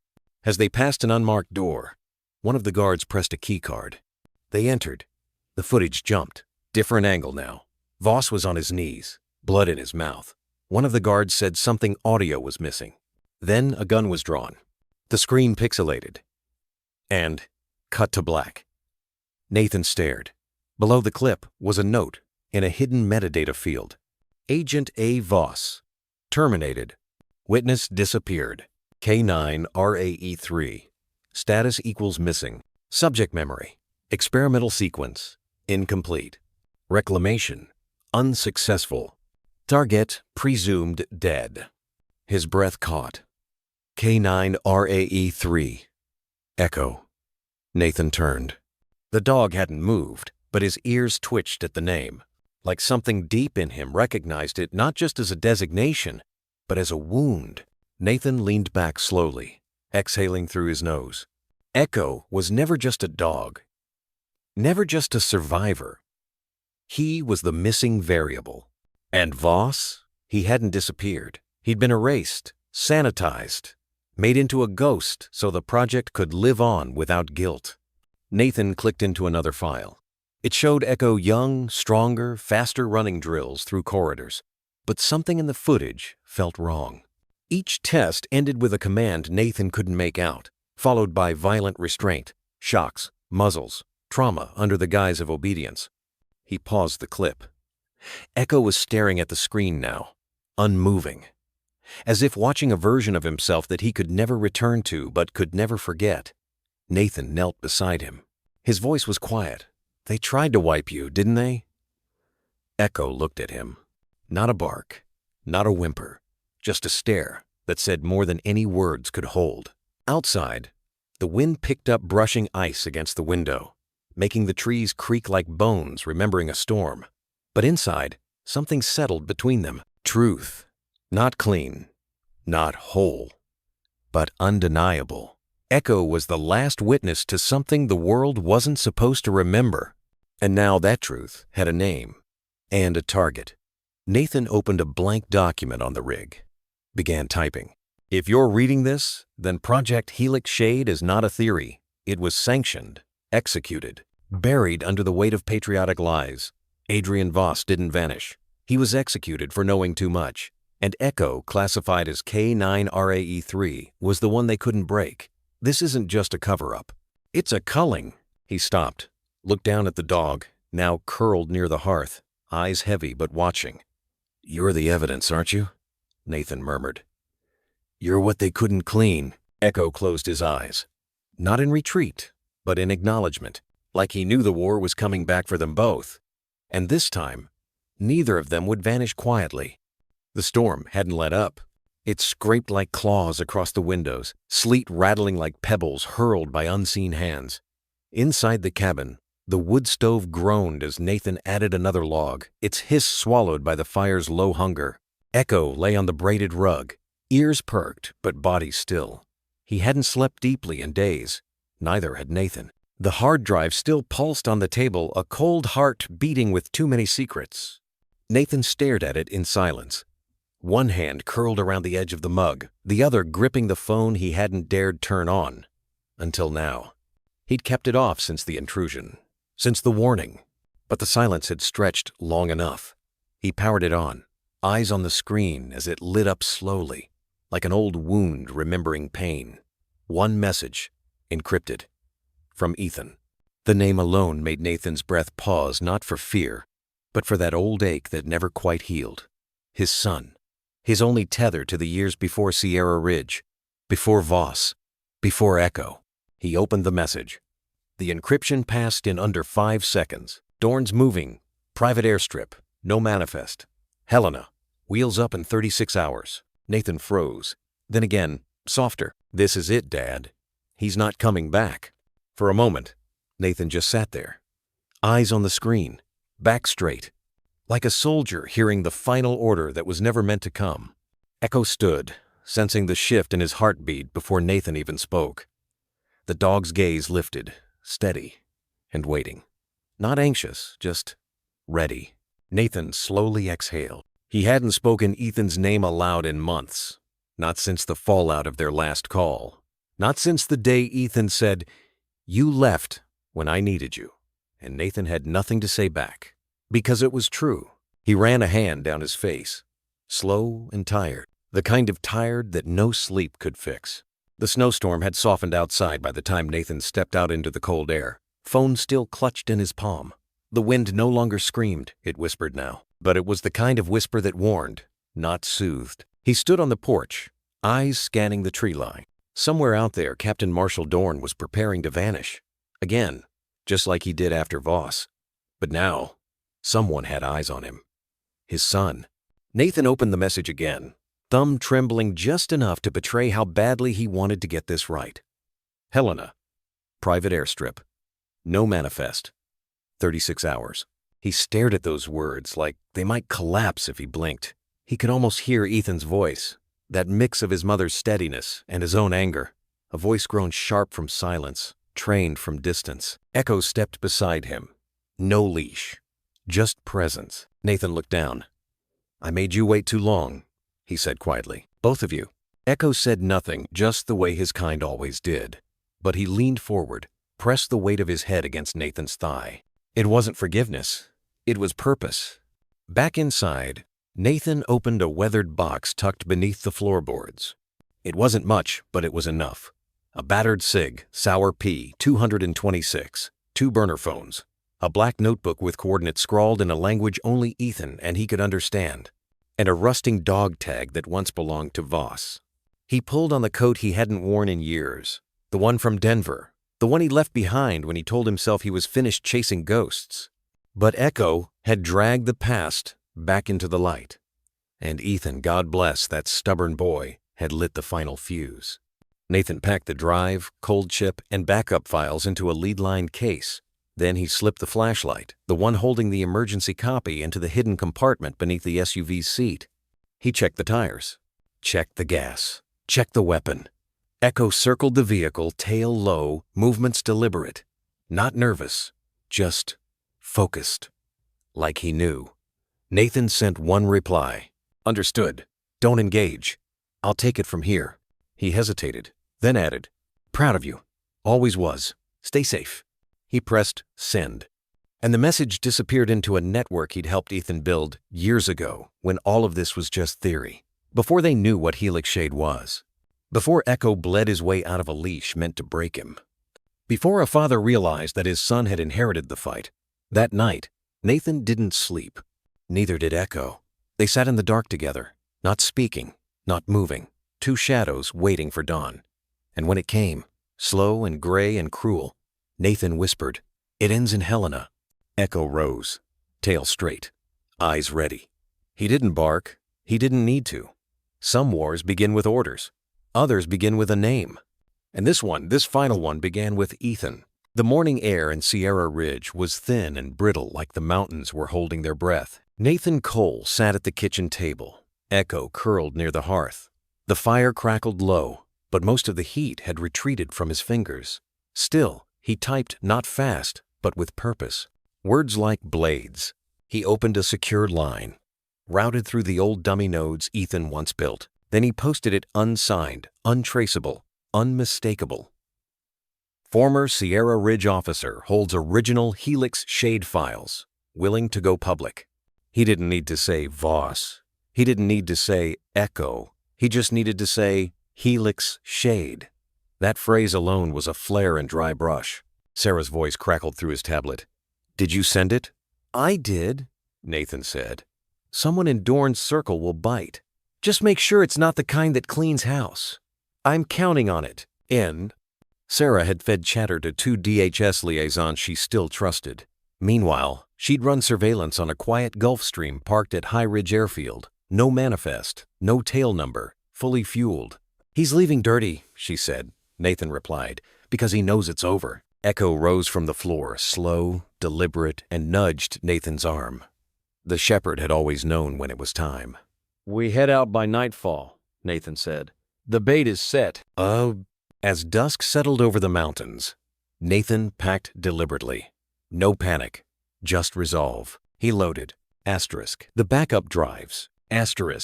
A weathered photo of Voss with Echo. Burner phones. 2 sidearms. And the collapsible radio beacon Sarah had sent months ago. Echo jumped into the back seat without a sound. No command needed. At the door, Nathan left a single sticky note in Ethan's handwriting. To live clean, you sometimes have to pass through the dirt. They drove dark for 2 miles, headlights off. The mountain road curled around them like a secret. A fox darted past. Echo stayed locked in. By the time they reached cell range, Nathan's device pinged. "Who is SR officer? Helix shade doesn't exist. Clean it, fast."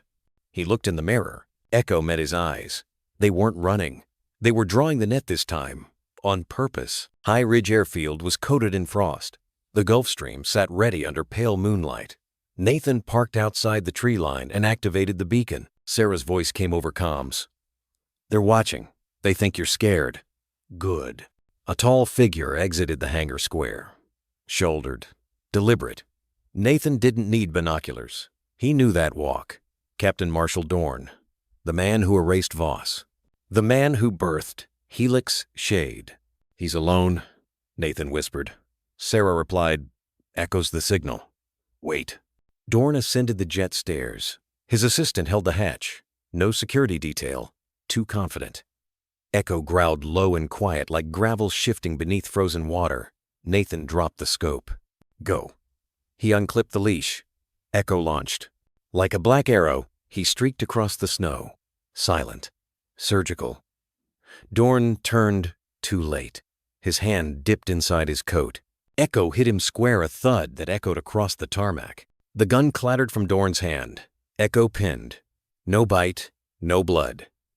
Just teeth bared, poised, controlled, decisive.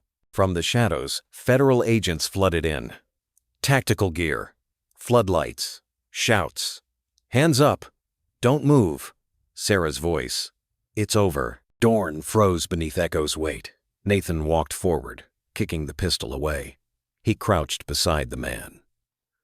"You erased people," Nathan said. "But you left the one who remembered." He touched Echo's collar. Now he remembers everything. Dorn was dragged away in cuffs, still seething. "You exposed it," he spat. "They'll bury it deeper." Nathan stared him down. "Not this time." The snow picked up again, a white hush under floodlights. Sarah emerged from an SUV, eyes scanning. "You got him," she said. Nathan looked at Echo, still standing like stone. Number he did.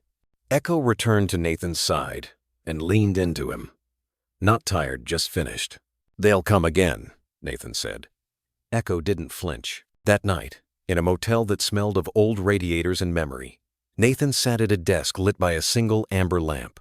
Echo lay nearby, half sleeping. Nathan inserted the final drive, the cold chip hidden in the flashlight. The screen bloomed. Project Helix Shade. Operation files, classified. Field audio. Agent A, Voss. Target list. Enter now Memo. Dorn. He uploaded them in silence. Asterisk. To a federal watchdog node. Asterisk. To an international ethics board. Asterisk. To 6 journalists who never stopped asking. At 4%, Nathan leaned back.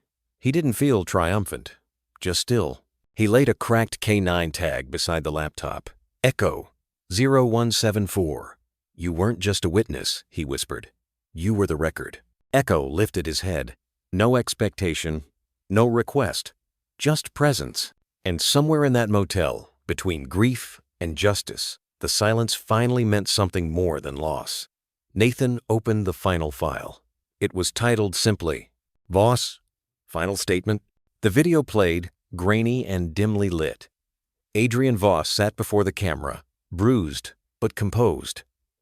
There was a cut across his cheekbone, taped with medical strips. His voice was low, steady. If this is being seen, I'm already gone. They'll say I ran, that I betrayed the country. They'll erase the years I served, the men I protected, the things I gave up to stay inside a system that lied to itself." He paused. "But if you're watching this, that means Echo made it. That means Hope did too. You see, they didn't just train us. They trained the dogs to carry memory, not just in command, in instinct. Echo never forgot where we were, what we saw. He wasn't just part of the mission. He was the safeguard against losing it." Nathan's eyes burned, but he didn't wipe them. Voss looked into the lens one last time. "Clear my name if you can. But more than that, protect him. He deserves to know he was never just a weapon." The video ended. Silence. And then the upload bar pinged. Upload complete. The fallout moved faster than Nathan expected. Within hours, the story went live on 3 independent sites. By morning, the Sentinel Ledger and World Transparency Index picked it up. By afternoon, a small but determined wave of media voices began tracing the timeline. Helix Shade, illegal rendition protocols, falsified treason charges against Agent Adrian Voss, and the unnamed K9 that disappeared the same night he did. Nathan never gave Echo's full ID, but the story got out anyway. They called him the dog who never stopped serving. By week's end, the Senate Ethics Committee opened a hearing. A formal review board posthumously cleared Adrian Voss of all charges. His name was added back to the service wall. But what made headlines more than anything was the ceremony that followed. In a small courtyard in Helena, Montana, beneath a flag flown at half-mast, Echo stood beside Nathan in full K9 vest, not as a guest, not as a survivor, as an honoree. The defense secretary, hands trembling slightly, knelt and fastened a blue ribbon around the aging dog's neck. The medal read, "For unwavering loyalty in the pursuit of truth." Crowds didn't cheer. They stood. Some cried. And for a moment, just a moment, Echo raised his head, looking into the distance like he saw something no one else could. That night, Nathan and Echo returned to the motel. The heater ticked softly. Echo slept with his chin resting on Nathan's boot, as if afraid they might leave again. Nathan sipped coffee gone cold. His phone buzzed once. A message from Sarah. They're calling it the Echo Doctrine. Agencies will be required to embed AI mem recall safeguards in all future ops. This time, it'll stick. Nathan smiled faintly, pressed his hand over Echo's fur. "They'll write about this, you know," he murmured. "But they'll never understand it. Because it wasn't just about the files. It was about remembrance, the kind that walked on 4 legs, waited in silence, and guarded a truth buried too deep for words." The rotunda of the Montana State Capitol had never been so still. Sunlight poured through towering windows, casting golden bars across marble floors. In the center stood a simple, navy-draped platform, flanked by American flags and solemn silence. Nathan Cole adjusted his collar.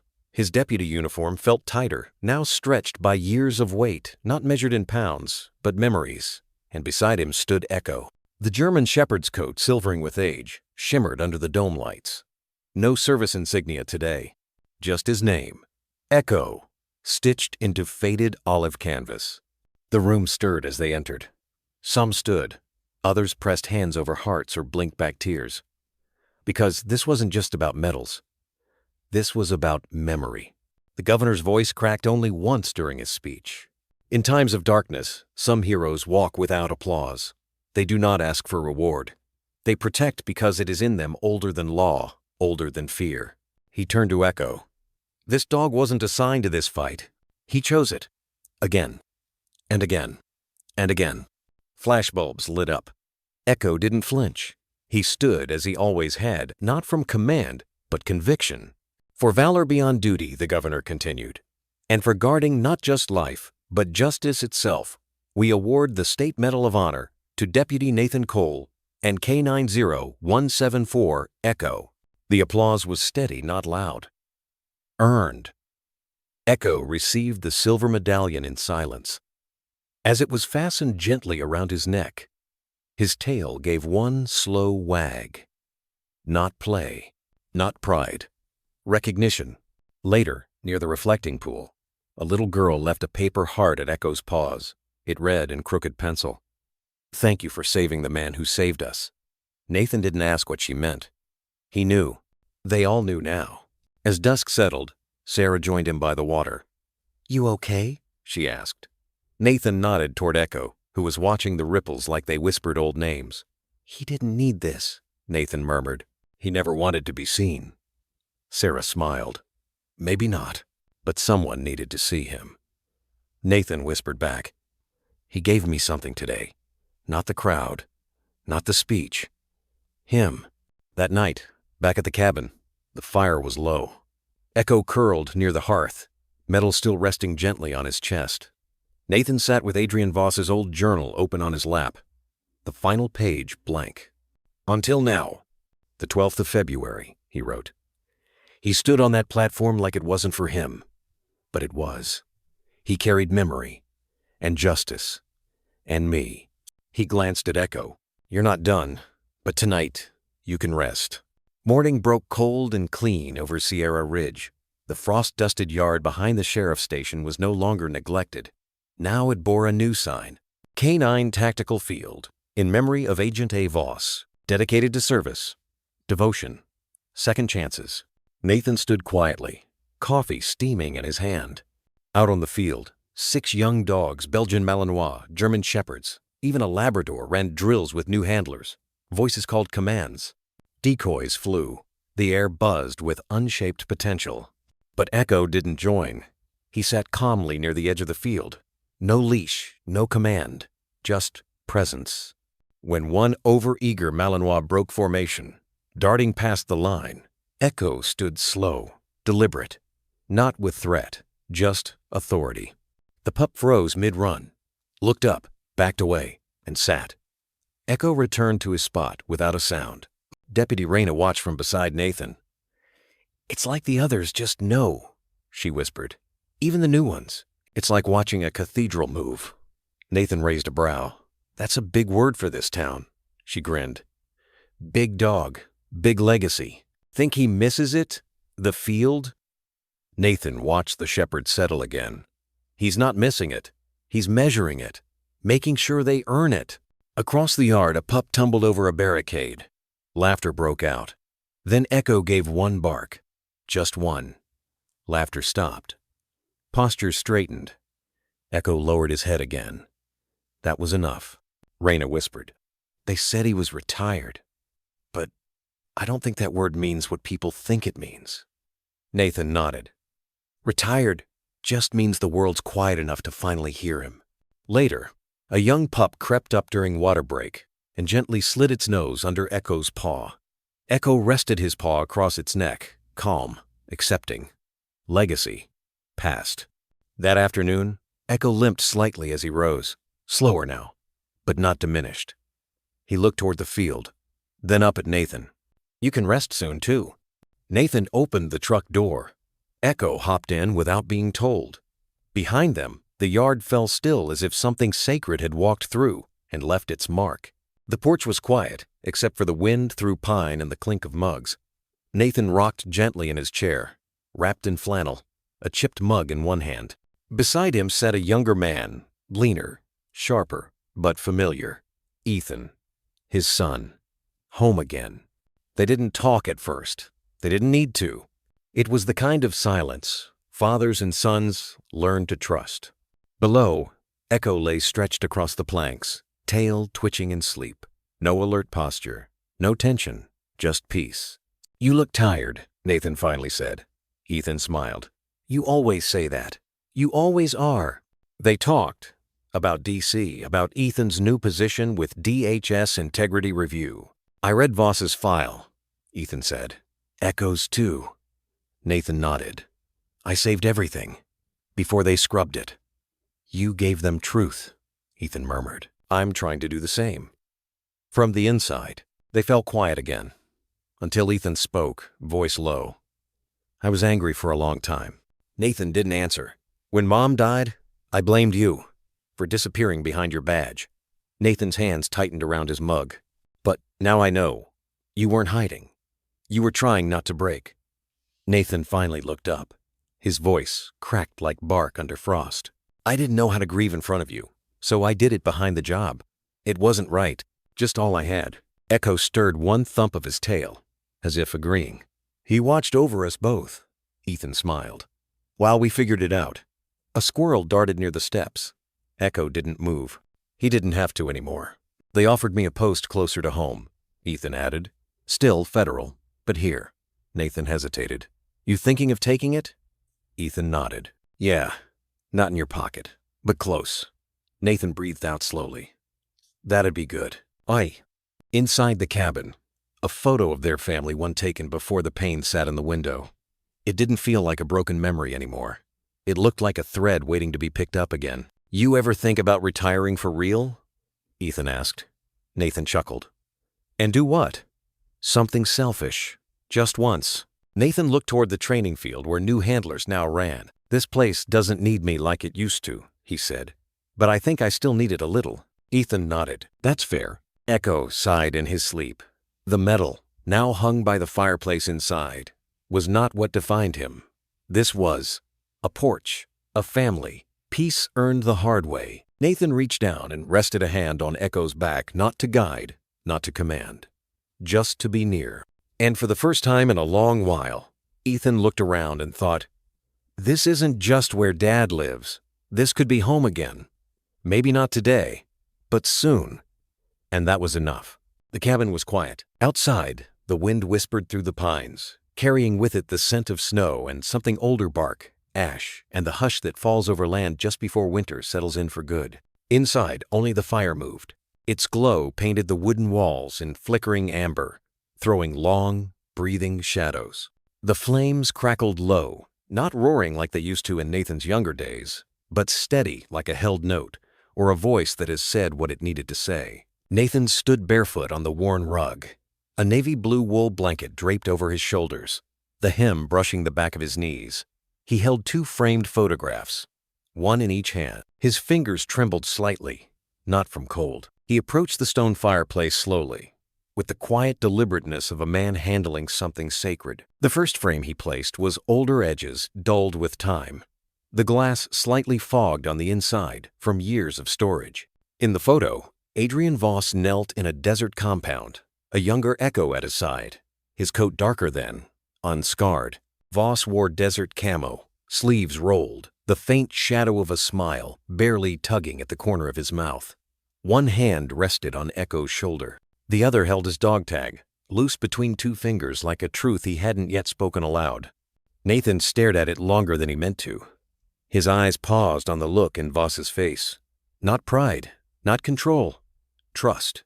The kind that doesn't need words. He set the frame gently on the left side of the mantel. The second photo was newer, more precise, clean lines, courthouse stone in the background.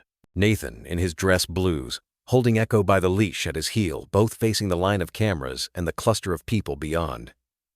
Echo's ears were forward, his eyes locked onto something beyond the frame, his tail, just barely visible in the corner, mid-wag.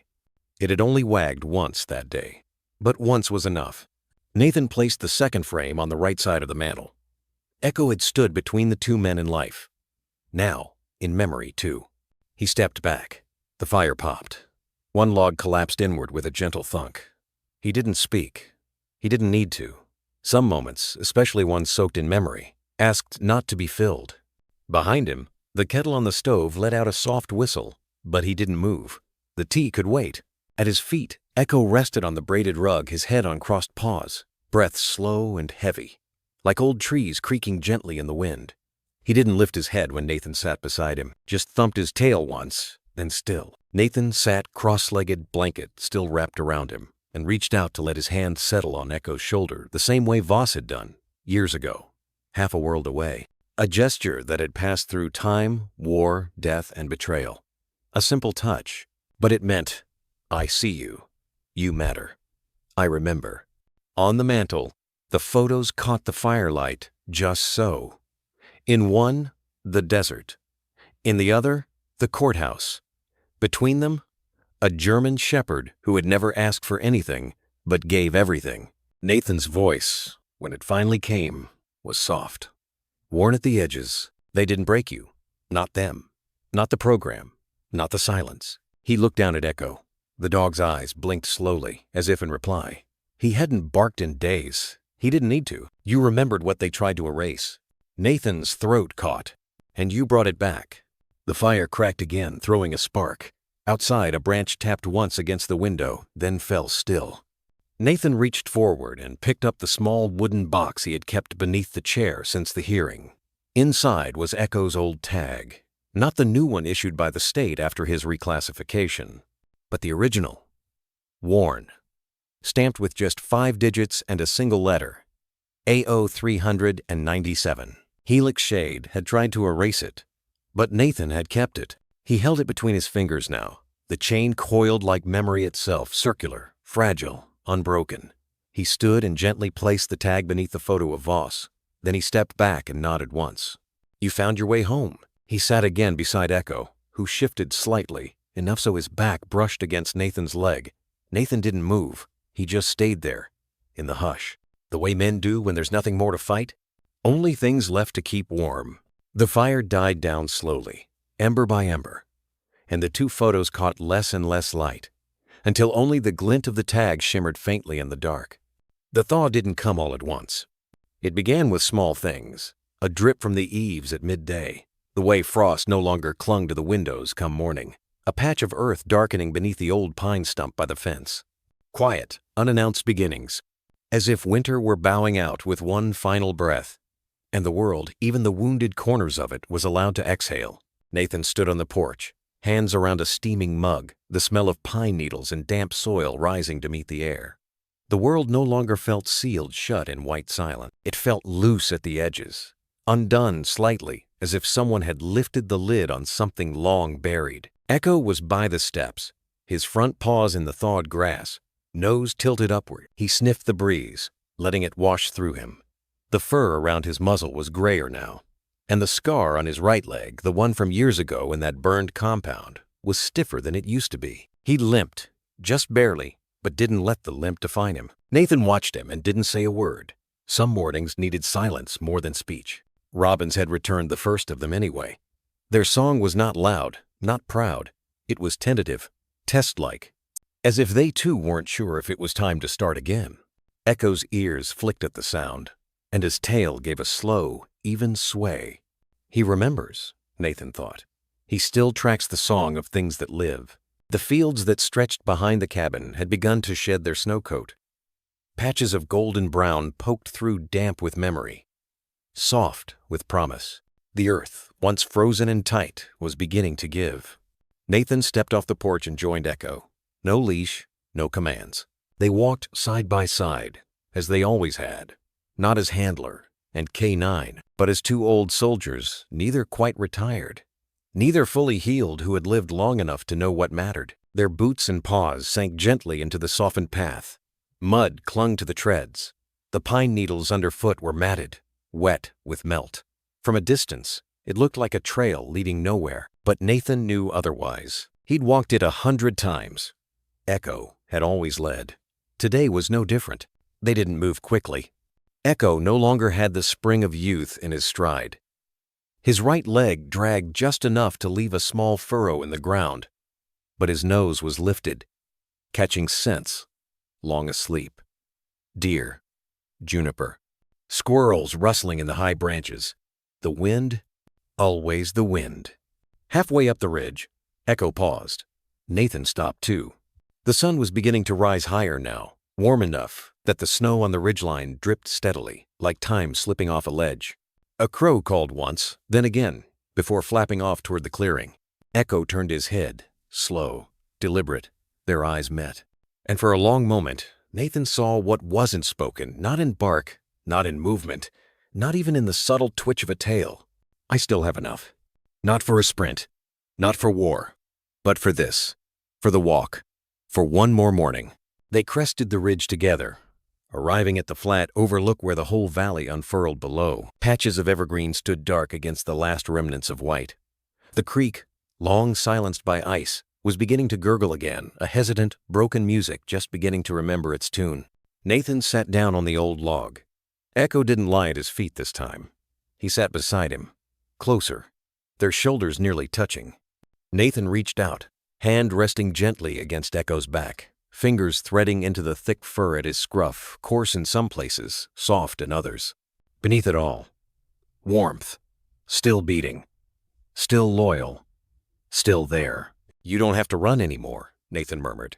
Echo blinked slowly. "You don't have to guard, or fight, or remember." The words were soft, folded into the breeze so that even the trees wouldn't overhear them too sharply. "Just be." Echo gave a slow exhale, nose twitching, and laid his head carefully against Nathan's knee. The sun pushed higher through the trees, reaching them now, gold pooling like honey over fur and denim. Steam curled from the fields below, and in that quiet warmth, something older than either of them seemed to breathe again. Life, not with trumpets or thunder, but in soft mud, in bird calls, in thaw. They stayed there for what felt like hours, but time was no longer kept in numbers, only in heartbeats, and echoes were still steady, slower, yes, more deliberate, but calm, like the land beneath him. When they finally made their way back to the cabin, the breeze had shifted warmer. Nathan paused to open the gate, but Echo didn't wait. He stepped through first, not in defiance, but in quiet habit, the same way he always had. The house looked smaller than it used to, or maybe they had simply grown beyond it. Nathan looked down at the path Echo left behind.